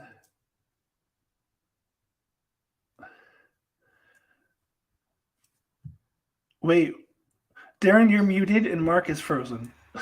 Oh, I was going to say, we're just going to start dealing the cards out now. Oh, no, he's back. Okay. I'm back? Okay. Yeah, I think my internet's fucking up. But anyway, so you didn't catch any of that? No, you were frozen. Okay, so I was saying that I thought that the poker scene was all well and good to end the show, but I thought it dragged on for too long. And I think that combined with let's put the Enterprise D to rest, let's have Data being counseling session. I was like, too many endings, worse than Return of the King, in my opinion. Yeah, a couple of those endings I could have done without that to put in the Enterprise D to rest. Especially since it was a year later, why did it take so long? And the Data counseling scene was supposed to be comedic. Yeah, I could have done without that. But the point of the poker scene though was, I don't know if you saw the Ready Room where they just Terry Metalis just it wasn't scripted. It just filmed the actors playing poker for 45 minutes. So it's like the actors. That's just them like having fun with each other, and so apparently there's 45 minutes worth of footage of that, just them having fun and goofing around, and so they just took bits of that and put it into the scene, and it was a show of the fans that the actors have that same kind of rapport as the characters, and that was fine. I think that was nice. Like I thought that was kind of nice, but the other endings I could do without. Yeah, I thought the poker game was fine. I mean, did it go on a little bit? Maybe. I did like that they just let the credits go as they did the overhead shot of just having them play and things like that. Like, just let this moment kind of breathe for the fans and so on. It did feel like the perfect way that you had to end it when they were like, all right, we had our drinks and we're going to go, oh, it's late. I got this thing in the morning. When Picard just pulls out the cards, like, haha. It's like, all right, of course you have to end it with the card game. Again, get all the member berries. Let's not miss any of them. I don't know. I just think they pulled it off more on the right than not, for me at least. All right, so a final thought that I wanted to end with is that I feel like, and getting back to the Borg thing, I feel like the storyline in the last two episodes should have actually focused on the changelings and explored more, because they should. I know they couldn't bring back. Sadly, Rene Auberjonois has passed away, and Terry Matalas even mentioned that he would have brought him back had he still been alive. But you could have brought back Odo's faction. I would have actually loved to see Nana Visitor, maybe bring her back as Kira and tie this in, but more to the point, make the final two episodes about them fighting the changelings and undoing their hold of Starfleet instead of pivoting to the Borg out of nowhere. Even though Changelings, sure, more of a DS9 villain than TNG, but you started the season this way, I think it would have been more fitting to stick with that and explore it more. I feel like they didn't explore the Changelings enough, so part of me thinks, as much as I did like the inclusion of the Changelings, that it might as well have been those creepy alien bug thingies from the conspiracy episode, which apparently was Terry Matalas' original idea, but then pivoted towards the changelings. And I'm like, if you're going to do the changelings, go all in. I don't think they went in enough, and so it might as well have been those little conspiracy bug alien things. So that is definitely something that I agree with, and I did mention it in my reviews, that you spend all this time on the changelings and then don't explore them more. And it was confusing on whether at first they said, oh, this is just like a splinter group of the changelings, and then later in the season they acted like this was the whole changelings.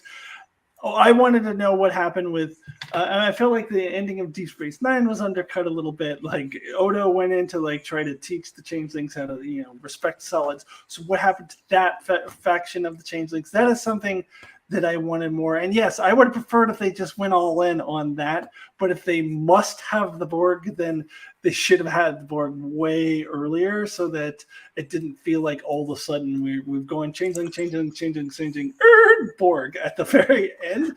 But if I had my druthers, even though they were a Deep Space Nine villain, I would have gone all in on the changelings too. Like I agree with that. I would have gone all changelings all the time.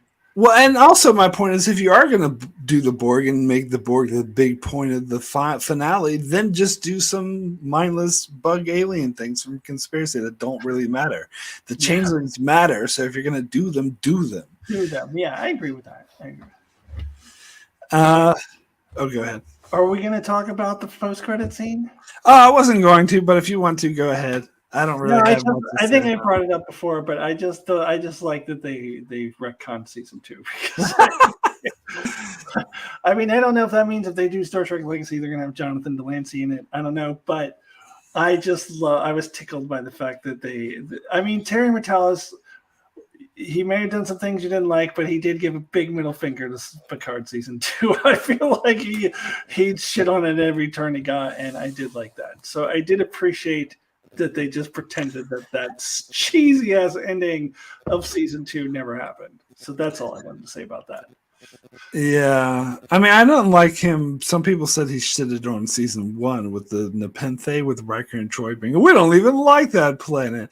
Like, I get it; it kind of makes sense, but I like that episode better, so I don't appreciate him shitting on that. But shit on season 2 for sure. But I think I think season 2 has totally soured me to Q overall, especially looking the way he does now, where it's hard for me to not have a visceral reaction when seeing him, just because he was so terrible in season 2. In my review, I said I thought it should have been Wesley. I think that would have made more sense since he was Jack's brother. But they want to set up some mischievous adventures for the next spinoff show, which. Bring new characters. Don't anyway. Yeah. Don't fall back. Yeah, I don't want them to actually have Q in the next series. Yeah. I just wanted them to retcon season 2. Sure, sure. I don't know. I like John Delancey. I liked you coming back. Once I saw him, I was like, oh, because there was stuff in 2. Who cares? Even me just seeing it, not having finished season 2, I was like, yeah, whatever it did. I thought that it was nice, at least a way to do a little hint of, hey, maybe there are more adventures coming, which, again, I would be happy with if they wanted to do that. Jake Hammond asks in the chat, did you like how Jack didn't like Troi as a counselor? I didn't catch that. Was it she ran away in the middle of their session, which is very unprofessional. But other than that, I didn't really catch that. I don't know. No, I don't like bashing Troi. I think she's there's too much bashing of her. I think she was better utilized in Picard than she was in TNG, to be honest. But anyway, okay, so let's go ahead and wrap up our discussion here. Wow, my God, we're almost to the 2.5 hour mark. Yeah, definitely need to wrap up now. So as always, I would give a rating out of 10, between 1 and 10. Of what we thought of Picard season 3 as a whole. My rating is going to be a 6. Mixed bag. It's some things I love, some things I hated, especially the 2-part finale. I think, honestly, had they ended it at episode 8 or focused on the changelings, I probably would have given this season an 8. The 2-part finale brings it down to a 6 easily for me. And even throughout, even before that, like I said, I would have given an 8, not a 10. There's still issues. I had a lot of pacing issues throughout the seasons, but so many good character moments too, that I think is better than anything they did. Well, except for Nepenthe. Other than that, it's better than Picard season 1. And so it's easily the best season of Picard, but that's not a high bar to clear. So that's my rating, a 6. Alyssa, what's your rating? Oh, I was going back and forth between a 7 and an 8 or a 7.5. And I actually said once they announced the Borg that it was like the 7 tops. But then they did a better job than I thought they would. I ended up really enjoying a lot of the final 2 episodes. So I think I am landing on an 8. I think that's where I've landed. Mark doesn't believe in 0.5, so I'm gonna. I had some issues with the pacing. It definitely definitely not a 9 or a 10. It's a low 8, for sure. It would be like a 7.9 rounded up to an 8 kind of thing. But yeah, that's where I'm at with it. And I just wanted to throw this little piece of dialogue in here real quick, our monologue, that I still think Picard as a series, although I enjoyed season 3, was a failure. I think it's kind of it reminds me to a much lesser degree of the sequel Star Wars trilogy, where it was just disjointed and each segment is deliberately shitting on a previous segment, which in the case of Picard season 2 deserved it. But there was no cohesion at all between the 3 seasons. So I think they ended it overall as well as they could have, given the disaster of season 2.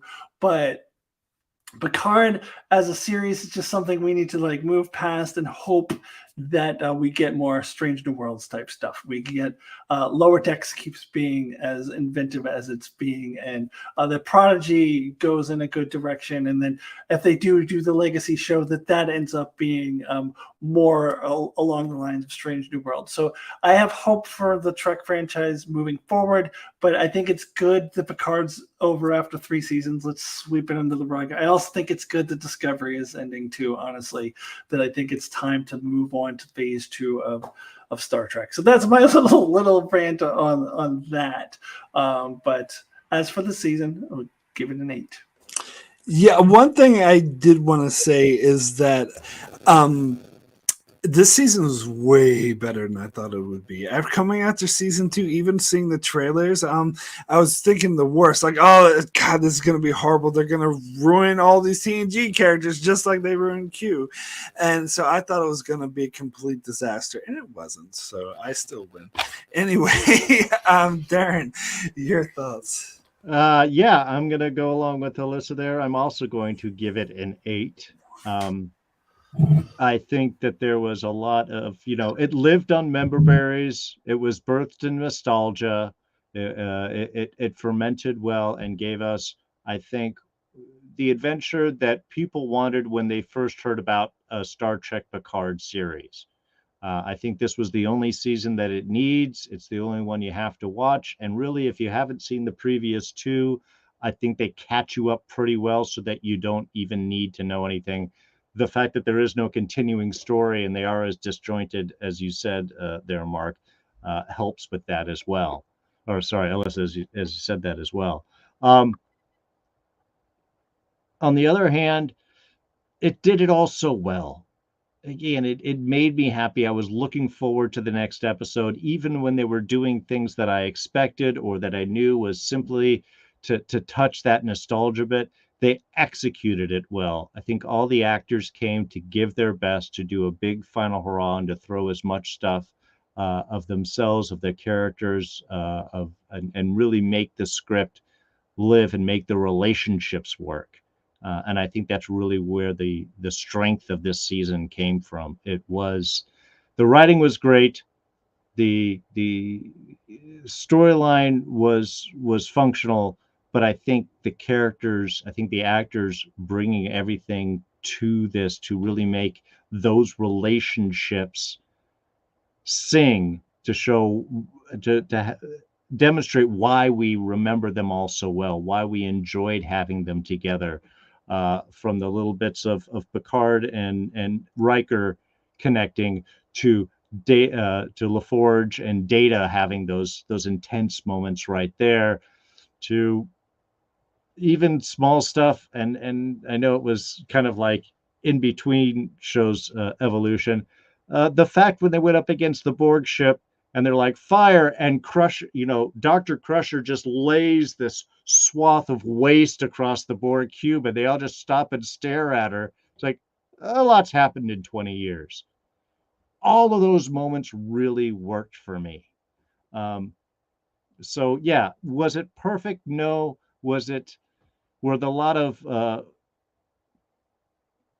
could you expect a lot of the storyline to happen the way that it did? Sure. Could you guess where they were going with half the stuff? Yes. But it still all worked. And I think that is something that a lot of shows aren't able to pull off quite as well. So I was excited for it. I'm glad to see Picard go back, but I would like to see Star Trek Legacy be able to continue and build off of this foundation and go in some new directions that do not involve the Borg at all. Here, here. All right. So in the chat, Redneck Lover 22 gives it a 5. Norman Buckwald gives it a 7. Norman is also saying, as I learned yesterday, they're season 2 fans, much to my disbelief. Yeah, that is shocking. It's really shocking to hear some people actually like season 2. Like that, they're in the minority, like the vast minority. That's something we can almost everyone can agree on. That season 2 sucked.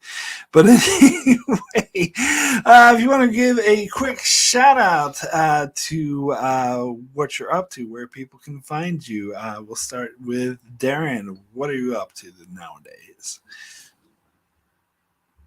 I'm up to finding my mute button. Well, just wrapped up talking about The Mandalorian Season 3 over on my channel with Rob Stone and Don Willie. Overall, enjoyed the season. Had some ups, had some downs, but I think that they pulled things off for the most part really well. On a little break until Secret Invasion comes out towards the end of June, which I'm really excited to see. The only other thing I've been doing is diving into audiobooks. I've done 2 so far. I'm working on the 3rd one. So if you'd like to hear this voice tell you tales of a cyberpunk future, you can head over to Audible. I've done 2 books right now. The first one is Teeth of the Rakshasa.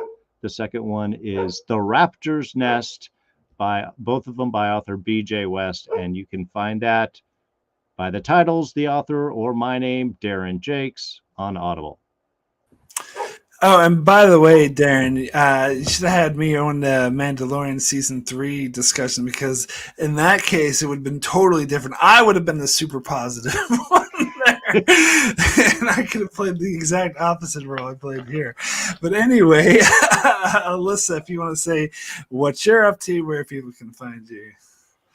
Well, now that Picard Season 3 is over, I'm now no longer doing weekly reviews, so I turn my focus to my top 100 Star Trek episodes. The first video will be, well, actually, I'm going to do a preview video. I think that I'll drop on Friday, where I'll just kind of talk about, this is the rules, this is how I'm going to be doing it. And then early May will be the first installment, which will be my number 100 through 76 video of my Star Trek Top 100. So that's what I'm most excited about. And then I will be almost definitely back to weekly reviews for Strange New Worlds in June.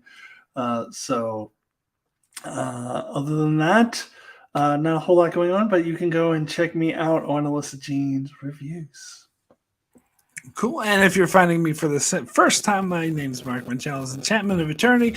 Currently, now that Picard Season 3 is over, I'm going to focus more on covering Star Trek, the original series, which I'm covering every episode of. I'm up to Season 3, I believe, and also doing monthly live streams, mostly with these 2 people here, on counting down my top 25 favorite episodes of the entire Star Trek franchise. I believe we got one coming up in May for that. And yeah, so I'll just be doing that until Strange New Worlds and Lower Decks, and I might even cover Ahsoka. We'll have to see about that. Definitely really excited for that.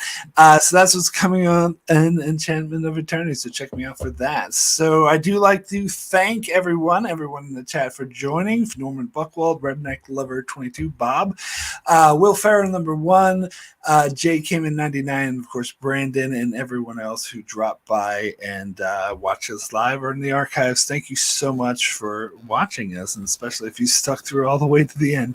And of course, huge thanks, shout outs to my guests, Alyssa, Darrin. Thank you so much, as always. So great to talk, even if we don't always disagree, but agree, but that makes it more fun. Anyway, so yeah, see you all next time. Thanks so much for joining, and yeah, catch you later. Don't get